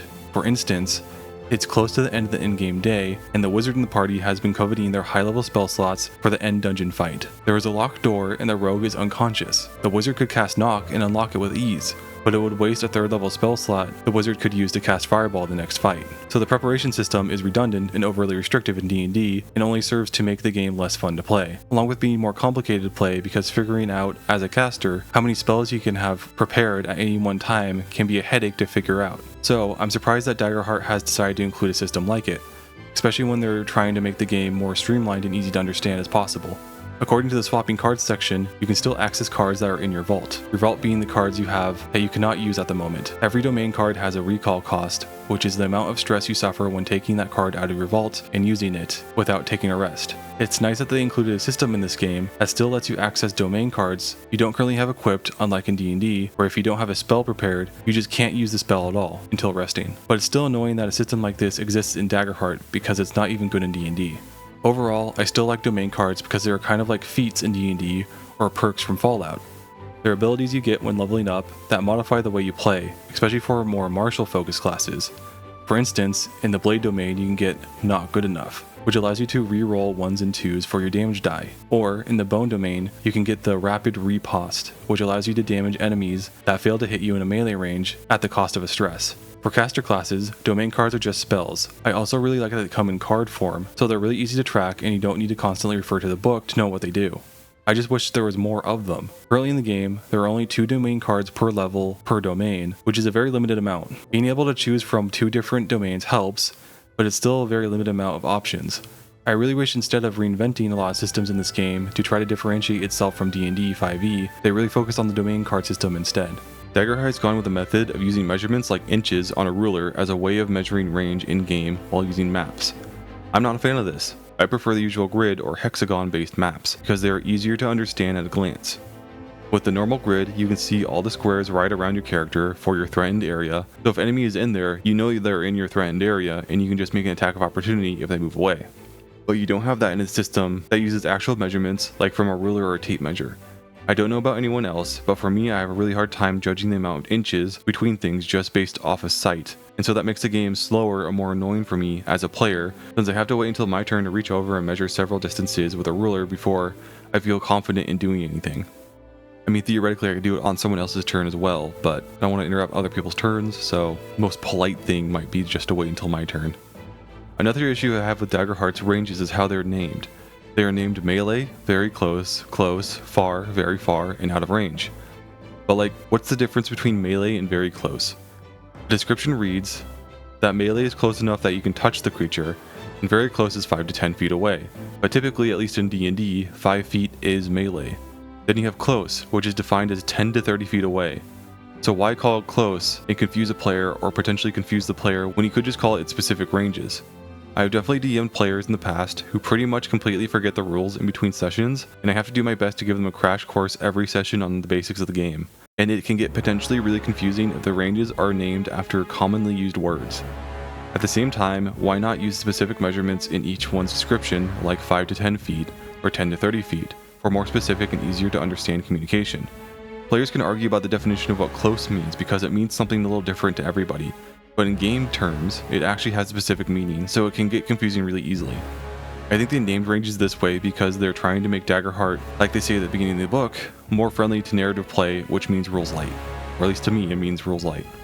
They give ranges names that are easy to understand and make more sense for a theater of mind combat. I prefer maps with specific ranges since you can't argue about the definition of measurements of length. 5 feet is 5 feet. You can't argue that it's something else. But even worse, when you look at the definitions of these ranges, they don't give you one definitive range, they give you a range of ranges. The close description reads, quote, "Your character is close enough to a target to see their prominent details, such as across a room or in a neighboring market stall that is about 10 to 30 feet away," unquote. So even if you're playing a campaign that uses battle maps, you still don't know the specific range of different ranges because they're all ranges. For instance, imagine the range of Eldritch Blast in D&D having a range of 50 to 100 feet. Why bother giving a range when all I need to know is the limit of how far I can shoot Eldritch Blast? Like, is this game trying to tell me that there is a minimum range to these ranges? If so, it's not mentioned in their descriptions, so it's just confusing. Fortunately, the very next section called Using Range says that, quote, "Unless otherwise noted, an effect can also be used at closer ranges," unquote. But again, why not just tell me maximum range and then tell me it can also hit anybody closer than that range as well? Just odd. In Daggerheart, when you have the spotlight, or in other words, when it's your turn, you can take an action, which is an action, plus you move a distance equal to close range, which, as we established in the last section, just means a maximum of 30 feet. But if you want to move further in a single player move, you have to use your action on top of your normal movement and make an agility check. I don't really have anything positive or negative to say about this, it's really just a byproduct of the game's weird initiative and action system. In the gold section, it says something interesting, quote, "There are no set prices in this book for weapons, armor, and loot, so you aren't locked out of adding exciting equipment if you're not playing a gold-focused campaign," unquote, which means GMs have to make up the prices for all items in the game. That can potentially be problematic, because first of all, that requires GMs to put prices on everything, and newer GMs might not have the experience to make certain items more expensive than others, and allow players to do some pretty game-breaking stuff. But that also makes preparing for sessions even more annoying, since GMs have to give the inventory of vendor prices. And vendor inventories can be large enough that assigning prices to all the items can become an annoying time sink. I know this from personal experience. The second interesting thing about gold in Daggerheart is that it's not tracked as numbers. Rather, it's tracked in abstract named amounts, kind of like how ranges work, where, quote, "Gold is measured in handfuls, bags, and chests, while 10 handfuls to one bag and 10 bags to one chest," unquote. So just like ranges, I think the makers of this game are trying to make keeping track of your money easier by abstracting it, but I think the makers of Daggerheart really overestimate the difficulty players have with tracking one number even if it gets up into the 5 digits or more. Where now you have essentially a punch card on your character sheet that you fill up until it's full, and then it fills up one of the tiers of gold higher until you have one full chest worth. It's just way more efficient and easy to understand when on your character sheet you have a little box that you just put a single number in, and whenever you get more money or spend some money, you just add or deduct some gold from that number. It's not hard to figure out or keep track of. Let's say, for example, you spend one handful worth of gold, but you only have one bag worth of gold on you. Well, now you have 9 handfuls that you need to mark on your character sheet and get rid of that one bag of gold you had, and all of a sudden, the system that is trying to streamline keeping track of gold is now making the process more annoying than it was before. When it comes to resources like spell slots, superiority die, and key points, they can be a lot to track if you're multiclassing, but gold is just gold, a single number. It is nice that there seems to only be gold in this game, unlike D&D, which has copper, silver, gold, and even fucking electrum. No one ever uses that shit. So it's nice that they streamlined keeping track of money by just making it one number to track. But how that resource is being tracked is kind of nonsensical. Not to mention that this system was also trying to replace D&D's weight system when it comes to gold, where in classic D&D, and I think 5e, gold does weigh stuff, not weightless. Instead of having players keep track of the weight of gold in Daggerheart, they instead use abstract designations of gold of a chest to be the maximum amount of gold a PC can carry at one time. Most DMs solve the issue of tracking gold weight by just having players not keep track of it. Keeping track of the weight of gold is unfun and annoying, and it kind of ruins the power fantasy, so most DMs just don't have players track it. But Daggerheart is now including a new way for tracking gold weight without actually tracking gold weight, but you still have to limit how much gold you can carry at one time, which is kind of annoying.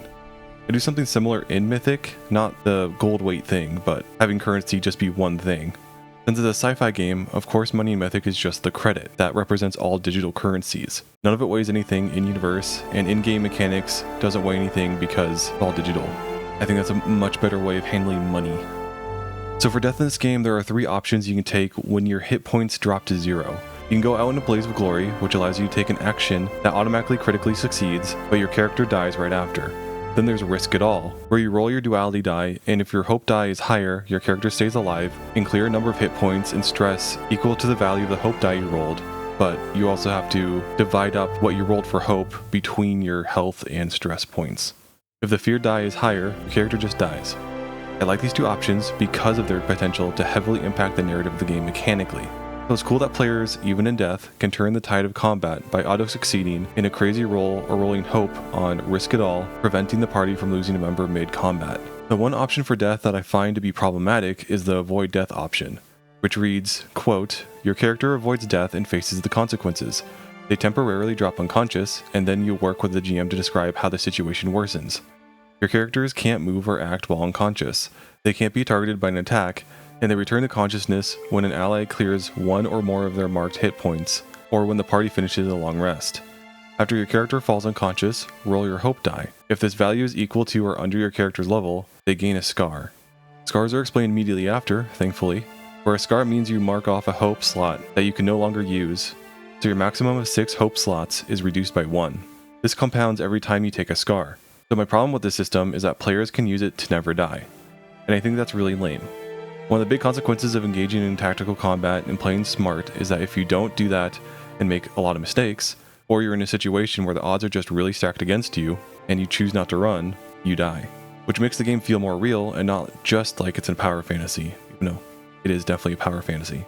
But it gets worse with avoid death option since it says that after your character falls unconscious, roll your hope die. If this value is equal to or under your character's level, they gain a scar. But the scar feature isn't even a guaranteed consequence.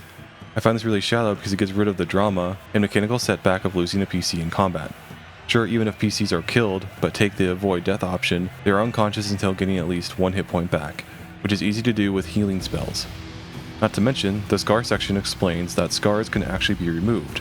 They're not permanent. GMs come up with ways for players to remove them as downtime activities. I don't like that because if scars were permanent, the avoid death feature would have more weight to it, because that means everyone who takes that death option to keep playing their character still has a consequence. Their character will be even more vulnerable to dying going forward without an entire hope slot to use, which might incentivize players to retire the character at some point instead of playing them until they die. But since it's not guaranteed that you'll get a scar if you take the option, and you can remove the scars, it's very easy to have a character just go on forever without long-term consequences. I also think that a scar marking off a hope slot is a little harsh, since hope is essentially the game's equivalent to spell slots. Imagine if in D&D, that anytime you went unconscious and woke up after getting healed, there was a chance you no longer had access to an entire level of spell slots. I think it would have been better if instead of marking off hope slots, you mark off stress slots as permanently being filled. That way your character still becomes more vulnerable over time until, the slightest amount of stress will cause them to max out stress and gain the condition of vulnerable. This way the character becomes more fragile over time, without essentially kneecapping the character's overall effectiveness and disallow them from performing some of their most powerful abilities. Earlier in the book it talked about situations where players did something really stupid, like jumping into a pool of lava. You, the GM, could just have them instantly die. But according to these rules, technically speaking, the player could just take a scar and not die, or the chance to take a scar and not die. Looks like there's also a resurrection section, but like a lot of other things in this game, it's pretty vague and lacks clear details on what players need to do to perform it. It's kind of just another situation where it's telling the GM to just figure it out, which is annoying. But there's also a spell in the game that just lets you resurrect people, and the spell description reads that it can resurrect anyone that died within the last 100 years, which is a pretty big window of resurrection. It's a pretty high level spell though. Another thing I noticed in the death section is that this game lacks death saving throws. In D&D, when you drop to 0 hit points, your character falls unconscious and you make death saving throws, which are just straight d20 rolls. Roll higher than 10 and you succeed, lower than 10 and you fail, and if you fail 3 times you die. It's interesting that they don't have it in this game because death saving throws are a nice buffer in the game of D&D to prevent players from just instantly dying when they drop to 0 hit points. It's replaced by the death options in this game, and I'm not sure they're better than the death saving throw system. While the death saving throw system can be kind of boring because just making one roll and then it immediately goes to the next person's turn. But it can also be really tense because you know your rolls are determining whether your PC literally lives or dies. So it could be some of the most tense rolls you can make in the game. One reason why they might have steered away from the death saving throw system is because they were trying to stop players from, I don't know what it's called, but there's this tactic in D&D where if the initiative order supports it, you can have players essentially be on death's door constantly. A player could have sub 10 health, and then whenever it gets to the enemy's turn, they get knocked unconscious from dropping to 0 hit points and start making death saving throws. Then the cleric's turn is next, and they just heal them for the minimum amount of health and get them back up, so when it gets to their turn, they can just do a bunch of damage to the enemies. And then once their turn ends and the initiative gets back to the enemies, they can knock them unconscious again. It's a very cheesy way of playing D&D, and I honestly support trying to find ways to at least incentivize players to not do it. Daggerheart sort of got rid of it, but also didn't, since the avoiding death options work just like how losing consciousness in D&D does, and a down player needs only 1 HP restored to get back up. Of course, the scar system is a failsafe in that situation, since doing this several times can cause a PC to collect several scars. But since gaining a scar isn't guaranteed, it can still be done with potentially few consequences. Another reason as to why they should probably just remove the avoid death option. Other ways games have handled the low health cheesy tactic is like in Baldur's Gate 3. Whenever you get a PC up from being unconscious in combat, they just don't get an action when it comes to their turn. They get a bonus action and movement, but they don't get anything else. Problem with this is that when players get up from being unconscious, even if you're not using that cheesy near-death tactic, your PC is now a sitting duck in combat because they can't fucking do anything. All they can do is bonus action chug a healing potion and run away to cover, which sucks and ruins the power fantasy. In Mythic, I handle it so if players do stuff like this, it procs the stress system. In Mythic, every time a player goes unconscious in combat, everybody in the party suffers 1 stress, and the person who went unconscious suffers 2. So you're not permanently losing health or the ability to use special actions. It's more like every time you do this, your character becomes a little more panicked. This way players are not barred from doing everything they normally could, but still risking becoming a liability in combat. Not saying this is the best way of doing it, it's just one way. When hitting certain milestones in Daggerheart, you will level up. Daggerheart does not explain what milestones are. A milestone is a predetermined point in a campaign narrative where something of import has occurred, like killing the BBEG or accomplishing the goal of a quest. For such a narrative-focused game that does not have an XP system, I'm surprised they do not explain that, especially since Daggerheart goes into extensive detail on how players and GM's interactions are meant to play out in earlier sections. Daggerheart doesn't have an XP system. As a GM that never uses the XP system in D&D, I completely understand this decision, especially since Daggerheart is meant to be a narrative-first game that is less reliant on systems pushing the story forward. This way, big story moments can feel even more impactful when players also level up. The overview section details that there are only 10 levels in Daggerheart. I like this since, in D&D, if you do not multi-class, there are a few levels between 1 and 20 where you gain very little. No new spell slots, no new features, nothing. Just a bump in health. I think that having only 10 levels helps not only condense the leveling experience to make sure players feel like they are gaining tangible boosts in power every level up, but also condenses the narrative of your campaign, resulting in players reaching their maximum potential sooner, ending the campaign sooner, since campaigns tend to end not long after reaching the highest level. I know there's a lot of people out there who like playing campaigns that last for multiple years, but I don't. I prefer trying out different characters more often without needing to have my character die or leave the campaign. I also prefer trying out different settings more often, or slightly changing the setting more often, like having the new campaign take place like 100 years after the end of the last one. Having fewer levels in the game to encourage shorter campaigns is a great idea. Next are the tiers of play that explain how players not only have levels, but their levels are subsections of a tier. Tier 1 encompasses level 1 only. Tier 2 encompasses levels 2, 3, and 4. Tier 3 encompasses levels 5, 6, and 7. Tier 4 encompasses levels 8, 9, and 10. Each tier other than the first encompasses 3 levels. Your tier affects your damage threshold, level achievements, and more. Tiers seem to be Daggerheart's version of ability score improvements, ABIs. Where in D&D, assuming you are not multi-classing, every 4th level up, level 4, 8, 12, etc., your character gets an ABI to raise one ability score by 2 or 2 ability scores by 1, or forgo an ABI to get a feat instead. Every time you level up in Daggerheart, you get 2 advancement options from your current tier or lower. These advancement options are essentially points that you can allot to certain bonuses within the tier list of bonuses by checking a box. You cannot fill out a bonus if there are no more boxes left to check. I'm split about this setup because it does something kind of similar to Mythic, where you get points on a level up to allot to different skills. It's a good way to give players more choices to make as they level up, unlike in D&D, where when you level up, other than ABIs and which subclasses you choose, you don't get to choose much of anything for most levels. You get more health and class features, sometimes a subclass feature, that's it. No more choice making. I think that is why multiclassing is so popular. It gives players more choices to make, and thus more agency when making a character build. That and multiclassing builds tend to be very busted.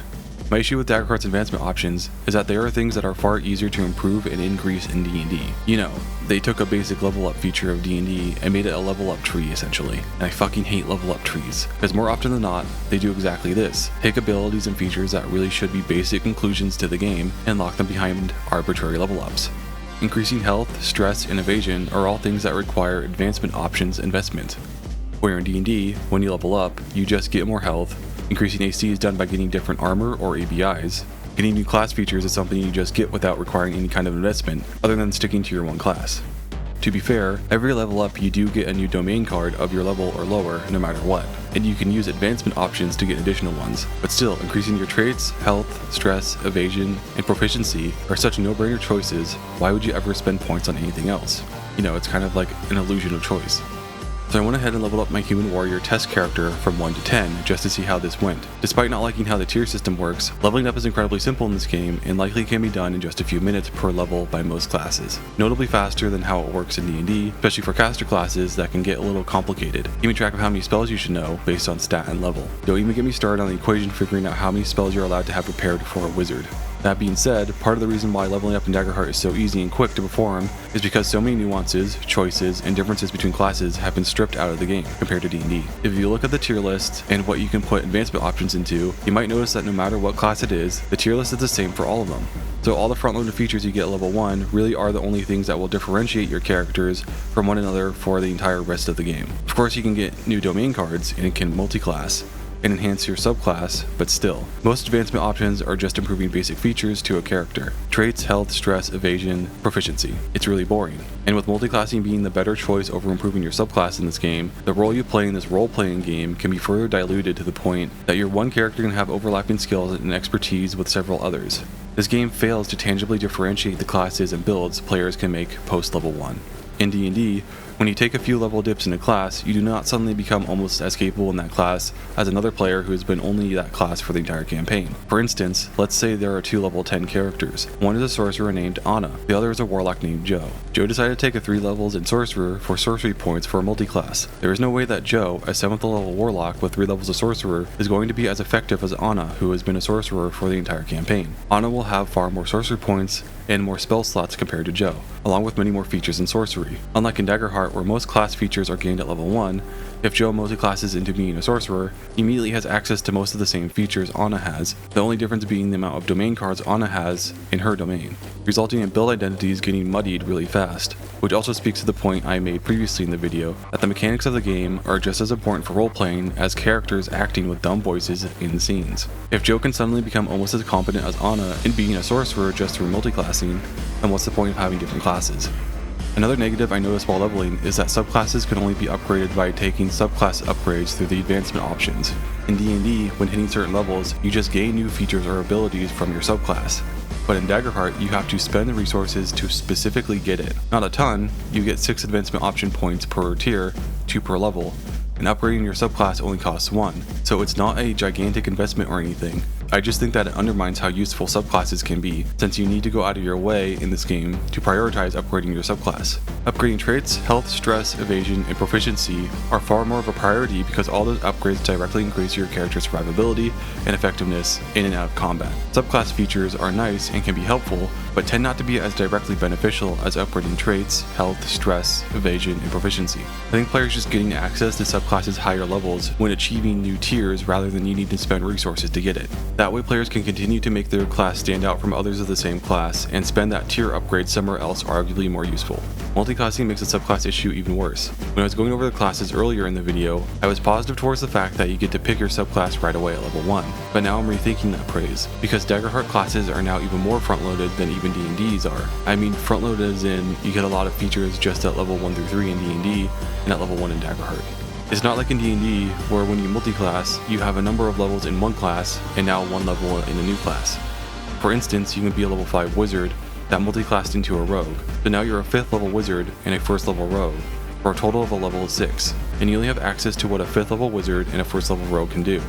Spellcasting, Arcane Tradition, a wizard subclass, a single ABI from 4th level wizard, spell slots up to 3rd level, expertise from Rogue, and also sneak attack from Rogue. Where in Daggerheart, as soon as you multi-class, you gain all the features of that new class, the basic features of one subclass, and access to one domain of that class that you can now get domain cards from on preceding levels, so long as they are of a level 1/2 of your total level. That's a lot of stuff right away. So why should I ever focus on building up my subclass?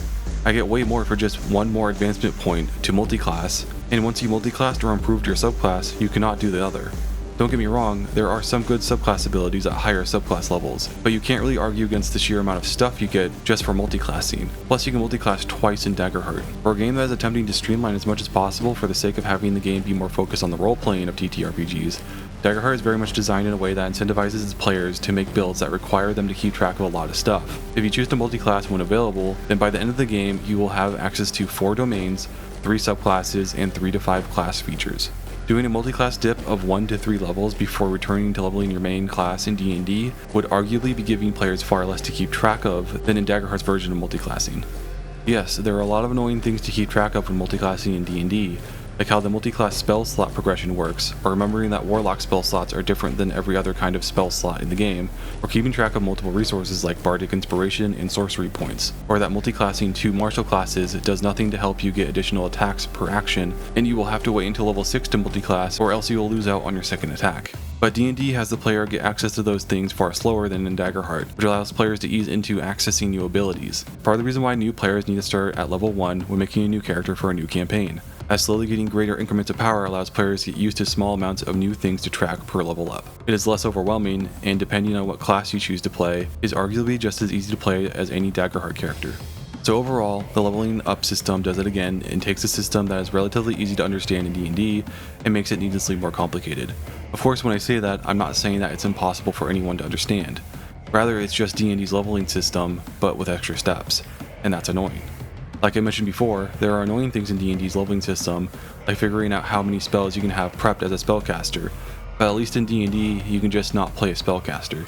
In Daggerheart, I would much rather see that players get more health every level up, or every few level ups. Maybe that can be decided upon by what class you pick, like in D&D. I know Daggerheart wants to keep health pools low for simplicity's sake, but forcing players to spend resources just to get more health, stress, evasion, and proficiency feels shallow. I would much rather Daggerheart focus much more on the domain card system and flesh that out a lot more. Domain cards actually alter the way you play and give you interesting new abilities, along with being the spells in the game, but there are only 2 domain cards per level per domain, which is really limited. The equipment section is all about weapons and armor your character will bring with them on their adventures. On the first page of this section, I do not see anything exceptional or egregious, so I'll move on directly to looking at weapons and armor. All weapons and armor in this game are divided up by player tier, so to use certain weapons and armor, players must be a certain level. If you have ever played The Witcher 3, or any game inspired by Diablo, or even Borderlands, you're likely very familiar with this very annoying system. The downsides of the system are offset in that enemies are not dropping random loot, so you don't have to deal with the annoyance of finding good weapons you just can't use until higher levels. And typically, once you get to that level, the weapon is no longer worth using. The core issue of the system persists in that, why can't I use certain weapons that are already in the game? In D&D, the answer is typically, you haven't found it yet, or you can't afford it yet. But in Daggerheart, items have no assigned prices, so why can't I start the game with a legendary broadsword? Of course the answer is, because it would be OP and would break the balance of the game. But then why balance the weapons and armor in this way? In D&D, weapons scale off the player's strength or dexterity along with their proficiency, with damage being a set amount of dice with strength or dex added. So players technically never need to change weapons from their starting gear. I personally don't like that to some extent because I think using the same exact weapon without any change for the entire game is really boring. But of course, players usually switch to a magic weapon at some point in the game to deal with enemies who are resistant to non-magical weapons. But overall, I like the system because your increase to hit and increased damage is directly derived from your ability scores, or how you have decided to build your character in other words. Of course, proficiency modifiers in D&D grow over time the more you level up, but it doesn't impact damage rolls, so the process is still almost entirely derived by the build the player has created for his character. But in Daggerheart, it's all tied very closely with the tier system. Your traits do affect your to-hit modifier for your weapons, so increasing your trait does help, but then the only other thing you add to it is experiences, which is gained through getting higher tiers. And then the damage is completely reliant on the tier system, since increasing proficiency, which can only be done when getting to new tiers, reflects how many dice you roll for damage. So having proficiency 3 means you roll a 3d8 for a broadsword instead of 1d8. And then using higher tier weapon variants increases their damage modifiers by about 3 per tier. So at tier 1, broadswords get nothing, and at tier 4, the modifier to damage is +9. making damage in this game have pretty much nothing to do with your choices you made while building your character. You can use advancement options to increase your proficiency modifier by an additional +1 per tier, which is a choice players can make, but it also makes other options on the tier list, like improving your subclass, even less useful, since increasing your proficiency makes your character arguably better since you're just objectively doing more damage every time you hit. Something similar goes on with the armor in this game, since you can only wear better armor once you hit higher tiers. The only benefit to higher tier armors are higher damage thresholds, but there are some cool magic armors that players can only get at higher tiers. My issue with this is that it's really boring. In D&D, light armor has low AC, but you add all of your dex mod to it, or medium armor has middling AC, but you can only add at max +2 of your dex modifier to your AC, where heavy armor has a set AC and nothing can be added to it. For light armor, your build directly boosts your AC, with medium and heavy armor not having much nuance. But since heavy armor like plate is so expensive, players won't get access to high AC armor until later in the campaign, where high dex rogues will maintain competitive AC throughout the game by min-maxing their dexterity, making their build matter along with buying higher AC armor feel impactful, because players need to make money first, making for delayed gratification. Another big problem with weapons and armor being bound to tiers in this game is that when should I give players higher tier equipment? Should I do it as soon as they get to the proper tier to use better equipment? I haven't looked at the adversaries and environment section of this book yet, but is the game balanced around players getting better gear right away? Or does lower tier gear remain competitive even after players level out of that tier?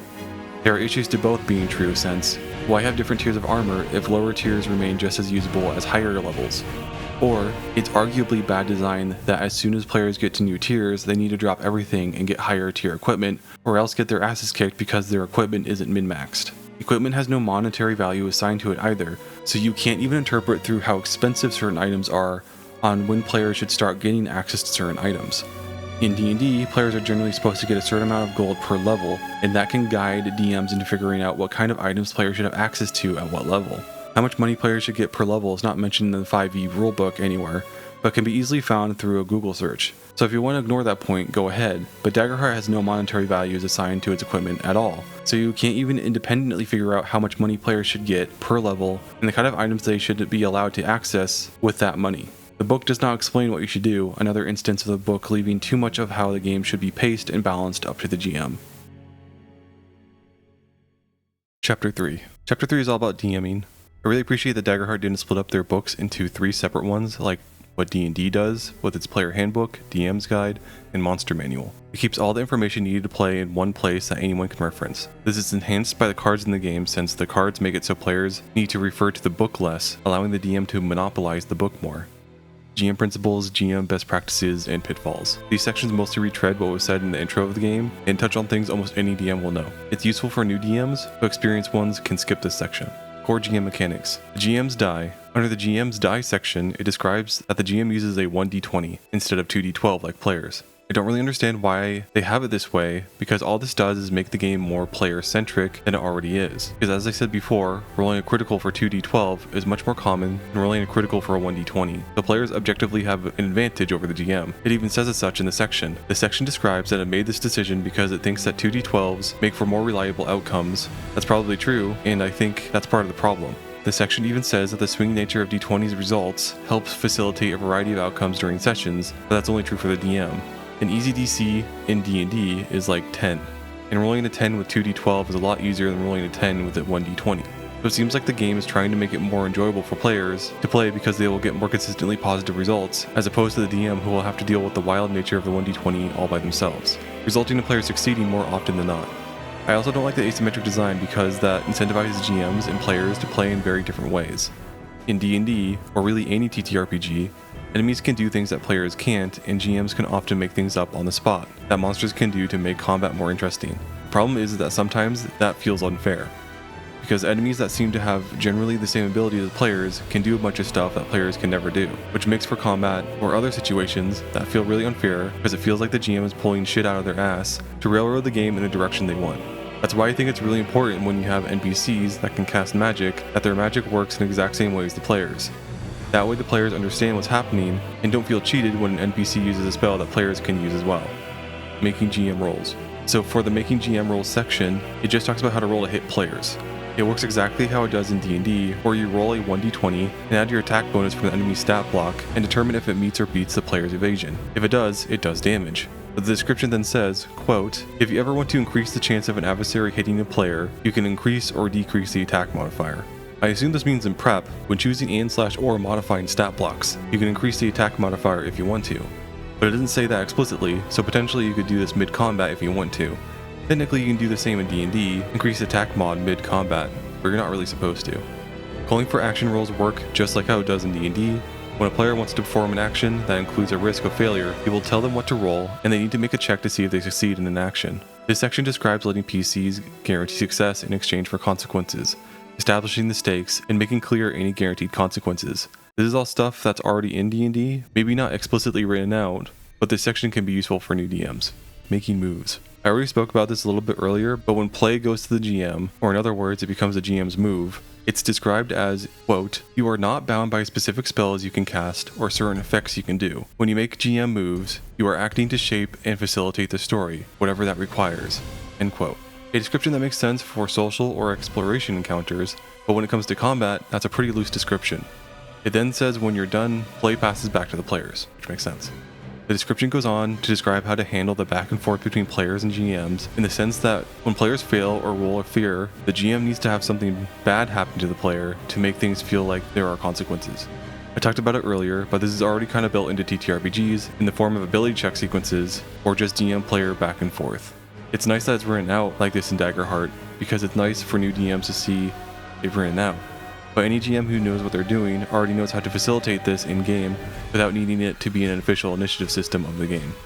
So I'm reading the obvious move section, and it says this, quote, a PC just rolled a success with fear on a melee attack against a powerful adversary. They get what they want, but it comes with a cost. In response, your move might have the adversary strike back or throw the PC across the battlefield, end quote.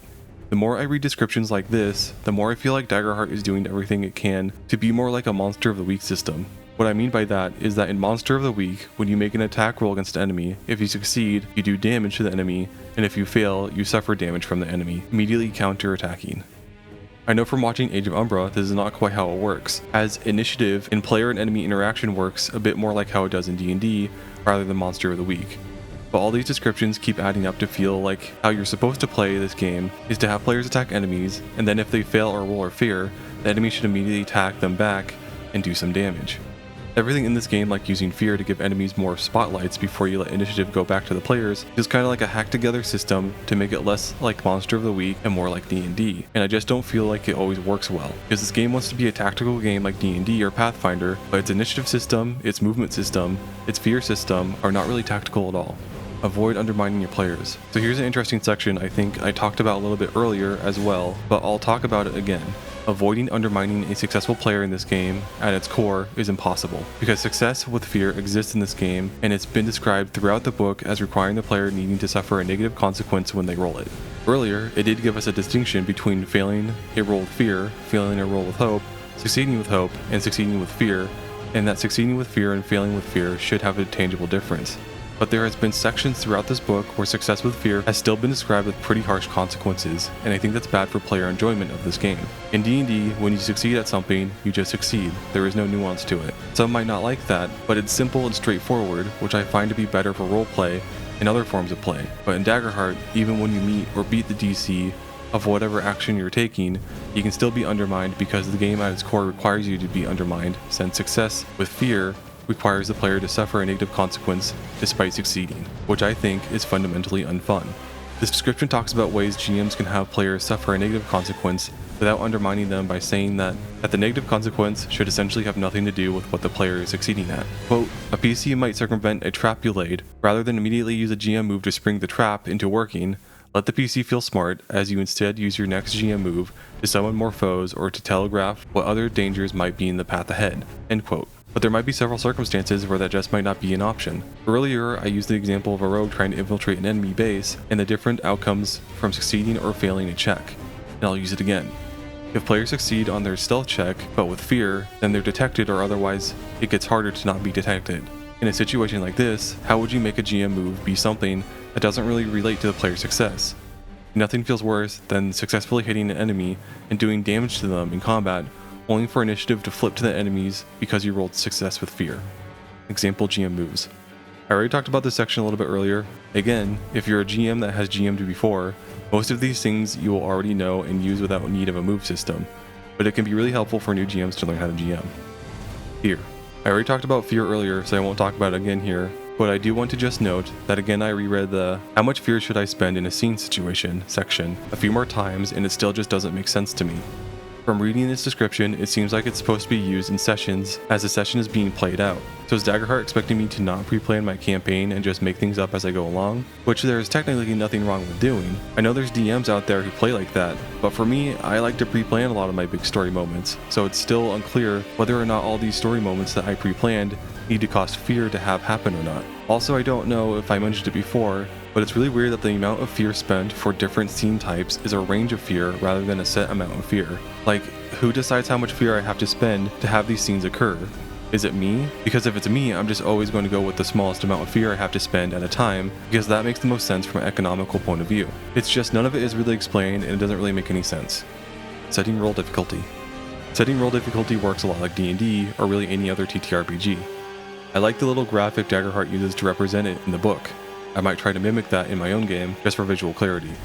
This section also talks about using degrees of success, but again does not describe it in much detail.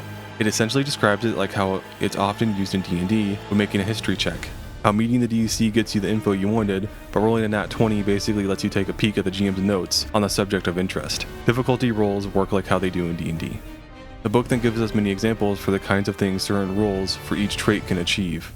Unnecessary to include, but extremely helpful for new GMs, or even GMs with more experience, but not masters. I know I struggled with knowing where to set DCs in D&D for a long time, and often set them way too high to safeguard against min-maxing players. Little did I know that I was harming the enjoyment of my campaign for my players by doing so. So having clear examples for how hard certain actions should be is great. Adversary rolls. This relates to attacks and reaction rolls. They work a lot like how they do in D&D.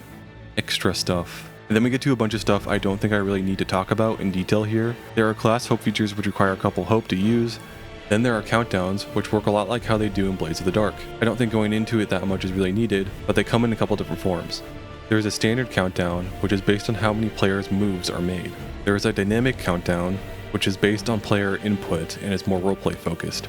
There are chase countdowns, which work like normal countdowns, which are counted down based on how many player moves are made. And there is long-term countdowns, which can last in-game weeks or months. There is a gold equipment and loot section. I talked about gold and loot earlier and my problems with them. This section isn't really talking about that. Rather, this section is talking about distributing gold and loot amongst players when they find it. It's not a very needed section. I think most players will intuitively know that when you get gold and loot, you should distribute it amongst your party, not just hoard it for yourself. The running GM NPCs section just talks about some basic guidelines and advice for running NPCs, stuff that any GM will know, but newer GMs might like reading this section just to learn about how it works. GM PCs can also have NPC features, which are kind of like reactions enemies have, or they are abilities that can be triggered and can do special things. I'm skipping over a lot of this stuff because I don't really have anything positive or negative to say about any of it. I think it's all generally fine to good, so I'm just going to move on. The book then talks about optional GM mechanics like fate rolls, which are just rolling chance die. Essentially, it's like luck checks in D&D, where you just roll a straight d20, and whenever you roll determines what you get, but in Daggerheart you just roll your hope die and see what you roll. Moving and finding underwater is explained. All attack rolls have a disadvantage underwater, which makes sense. More interestingly, it brings up conflict between PCs, and it doesn't give a lot of description to it. It just says that if players do come into conflict, they should have a long talk about what should be rolled to resolve the conflict. This really does make me wonder, how would PvP even work in this game with its initiative system? Like, I don't think it would work at all with how the initiative system is set up. How would you switch from one player to the next? Do you just run it like normal initiative? Or once a player takes a move, the next player takes a move? Or do you wait until one player rolls with fear or fails, and then switch to the other player and let them go until they roll fear or failure? It's not really defined, but that's arguably okay, because generally speaking, you really don't want your players to engage in PvP. It can really sour the session if not handled correctly. Conclusion. I know I complained at the start of the video that other creators who reviewed Daggerheart didn't go into much detail. Unfortunately, it has taken me an extremely long amount of time to review this game properly up to this point, and I think I've done a detailed critique so far. Unfortunately, I do not have the time or energy to go into Chapter 4, Adversaries and Environments, and I already said I wasn't going to go into Chapter 5 at the beginning of the video. Hate me if you want for ending it where I am, but I know for a fact that my deep dive into Daggerheart has been by far and away more detailed than many other Daggerheart reviews or critiques or thought videos out there. On to the conclusion proper. I think the big question that many want answered is Daggerheart a D&D killer? Frankly, no, it's not. I think Daggerheart's biggest issue is that I really don't know what demographic this game is for. Is it for the roguelite community who essentially want no combat in their TTRPG experiences and have the entire game be mostly about roleplay like Monster of the Week or Blades in the Dark? The experience system, lack of restrictions on items and abilities descriptions, and initiative system are all highly supportive of a rules light way of play, with letting players do what they want and really only letting enemies do stuff when players fail, making the game a very reactionary system. Or is it supposed to be more of a D&D game that has well-defined rules and focused on tactical combat with maps, ranges having specific definitions, the rigidity of classes, along with the complex armor and damage conversion system making the game much more system-driven makes it seem so. Daggerheart is trying to be a rules medium system, a diet D&D if you would. Even though looking online, that isn't even true since a lot of people consider D&D 5e to be a rules medium system, which means Daggerheart is trying to be between rules medium and rules light, rules mediumer, I guess. A very specific niche, a niche that I'm not sure there's a big crowd for, but Shadow Dark seems pretty similar to Daggerheart superficially, and that game was very successful from what I remember. But even then, I think Daggerheart fails at being a diet D&D game because of its strange attempts to maintain the tactical nature of D&D while needlessly changing rules to be slightly more complicated, seemingly in an attempt to make the game less complicated. The armor system, the damage conversion system, rolling with fear system, the experience system, ranges, movement, tracking gold, death not meaning anything, and leveling up not differentiating classes post level 1 all add up to make a game that feels very awkward and underdeveloped. Like, Daggerheart has player health relatively small in this game, seemingly to make the game feel more lethal, but then their death mechanics has an option to simply ignore dying, with the trade-off being that maybe you'll get a scar, the likelihood of getting a scar becoming less and less the more you level up. One of the biggest D&D 5e criticisms I hear about online is that 5e lacks rules or guidelines on how to conduct social situations in-game. In Mythic, I tried to address this issue by straight up making a combat-esque system for social situations where different speaking tactics could be used to deplete health bars of sorts that, when depleted, represent a player winning a social encounter or a conversation. And when I showed it to my players, they didn't like it. They prefer the much more freeform way already done in D&D. After thinking on it for some time, I think they're right in the sense that the roleplay side of TTRPGs really shouldn't have much rules applied to them for social situations because social encounters in TTRPGs are just conversations, like in real life. And it's really hard to apply rules to that, beyond asking for a persuasion, intimidation, or deception check when players are pushing buttons. Daggerheart attempts to add rules and guidelines for social encounters when it describes how its initiative system works outside of combat, where when you fail a roll or roll with fear, you partially or fully fail in your speech check. But that isn't a rule for social encounters, that's just a rule for skill/ability/trait checks. And that is where I think Daggerheart really goes wrong, in that in its path to make a version of D&D that is more focused on roleplay, but maintains some tactical combat, somewhere along the way, it construed ability/trait checks for a way to give social encounter rules and guidelines. Because making a presence check is the same process as making a strength check. There are no rules for how they actually are applied out of combat and are just as freeform as in D&D. Walk up to a rock and tell your GM that your character lifts it? Okay, an impromptu strength check. The same goes for presence. Your character walks up to a horse salesman and tries to convince him to give the party a horse for less than the asking price. Impromptu presence check. The same goes for the basic mechanic in the game that is getting hope back when you roll for hope on your 2d12 roll, or fear on your 2d12 roll. Getting hope through rolling die doesn't magically make your players want to roleplay more, despite what the mechanic seems to be wanting to do. Instead, it incentivizes players to simply roll dice more often, which isn't roleplaying more. 5 of the 6 traits in this game have nothing to do with roleplay. The single roleplay trait is presence, and yet the main way to get hope back is to simply roll with all these traits. So, a game that is D&D but focusing more on the roleplay side of the game isn't actually doing anything to focus on the roleplay side of the game. It just wants you to make more skill checks per session to get hope back or generate fear for the GM. So both the GM and player can have full access to all their options in combat. It only gets worse when looking at leveling up and how items work in this game. Daggerheart has almost completely divorced player build from how effective their player actually is in game, both in and out of combat. So if you're playing a wizard character, there's nothing stopping them from getting a legendary broadsword at level 8 and rolling 3d8 per hit in this game and being competitive or doing more damage than other builds, despite Wizard's traditional role in role-playing games being more focused on magic, crowd control, buffing allies, and debuffing enemies. Classes don't need to be that rigid. I know I like the idea of a muscle wizard as much as the next guy, but allowing players to easily fill multiple roles will make other classes completely redundant. Like, why would I ever play a warrior in this game when I could just play a wizard that also focuses on strength or dex and can wield a weapon as effectively as a warrior and do as much or more damage, along with casting powerful spells? Which leads into my criticism that Daggerheart does a lot in this game that removes the mechanical roleplay that you typically find in TTRPGs. In D&D, a barbarian is a barbarian because they rage, they focus strength and constitution, and they serve as the tank in combat. Where the wizard is physically frail, they can't do a lot in melee, but they can do crazy spells that can really help the entire team and keep many enemies at bay at once. With multi-classing and subclasses in D&D, you can kind of work around those role restrictions, but for the most part, when you pick a class, you are that class. For instance, you can be a Bladesinger wizard, which allows you to play a wizard that is much more confident in melee and can actually do competent melee damage. The problem being that they still have a tiny amount of health, so if they do get hit, they're going to go down really fast, and honestly, they might still be better off sitting in the back line casting Fireball from afar. So overall, my final thoughts on Daggerheart is that I personally don't see anything in this game that makes me want to play it over just playing D&D. Players technically always being initiative, how fear is used in a very awkward way both in and out of combat, how the armor system works and how I have to convert damage every single time I take a hit, failing and rolling with fear on checks, the death mechanic being flaccid, the goal tracking mechanic being weird, lacking significant distinctions between classes post level 1, and equipment being bound to tiers make for a version of D&D that is just a lot more awkward and less thought out.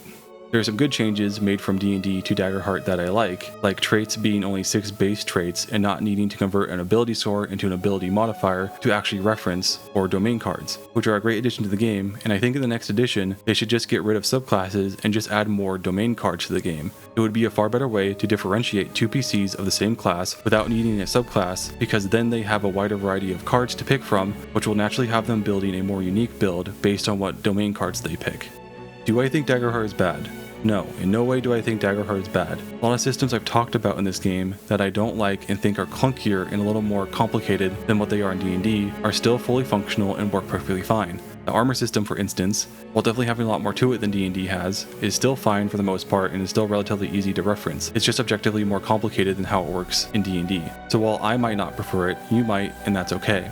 I'm not going to give you some snooty, snarky video essayist answer about how, oh, it's okay to like bad things.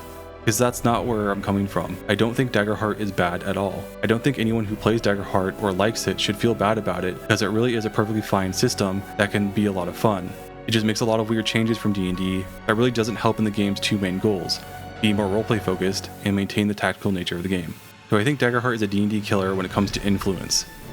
Possibly yes, but that's not because of the quality of its mechanics. As I'm sure many people watching this know, Critical Role and Daring to Impress are huge IPs at this point in the TTRPG community. When Daggerheart first came out, it was sold out almost immediately everywhere. I definitely think Daggerheart has a chance to have greater influence than D&D ever did, especially nowadays with Wizard of the Coast and Hasbro making so many stupid fucking decisions that a dry shit on the ground can look better than their company. Critical Role and Daring to Impress hasn't done anything in recent years that has been worth calling scandalous. I've been following Critical Role for a long time, since Campaign 1. As far as I can remember, there has never been a scandal of any kind with them, other than their psycho fans. Critical Role has a great reputation. People are ravenous for it. So whether Daggerheart was good or bad, in the end it was always going to be highly influential because the people behind the game were already incredibly influential. Daggerheart literally couldn't fail, and everyone's too scared to be blacklisted from Critical Role and Daring to Impress, and probably Critical Role's psycho fans, to actually say anything consequential about this game. Daggerheart is a great system for GMs that have never GM'd any TTRPG before. The game's initiative system, how a spotlight goes to the GM in reaction to players, and how plainly the GM section is written, makes this a great document for any kind of new GM to read at least once to get a handle on the basics of GMing. But I think players, even new ones, will be bored with this game due to its far more shallow mechanics and build variety compared to D&D. So overall, if you like D&D and are simply curious about trying Daggerheart, I don't recommend switching systems. GMing the game can be weird with the fear system and players will be bored. But for people new to TTRPGs, Daggerheart might be a good place to start.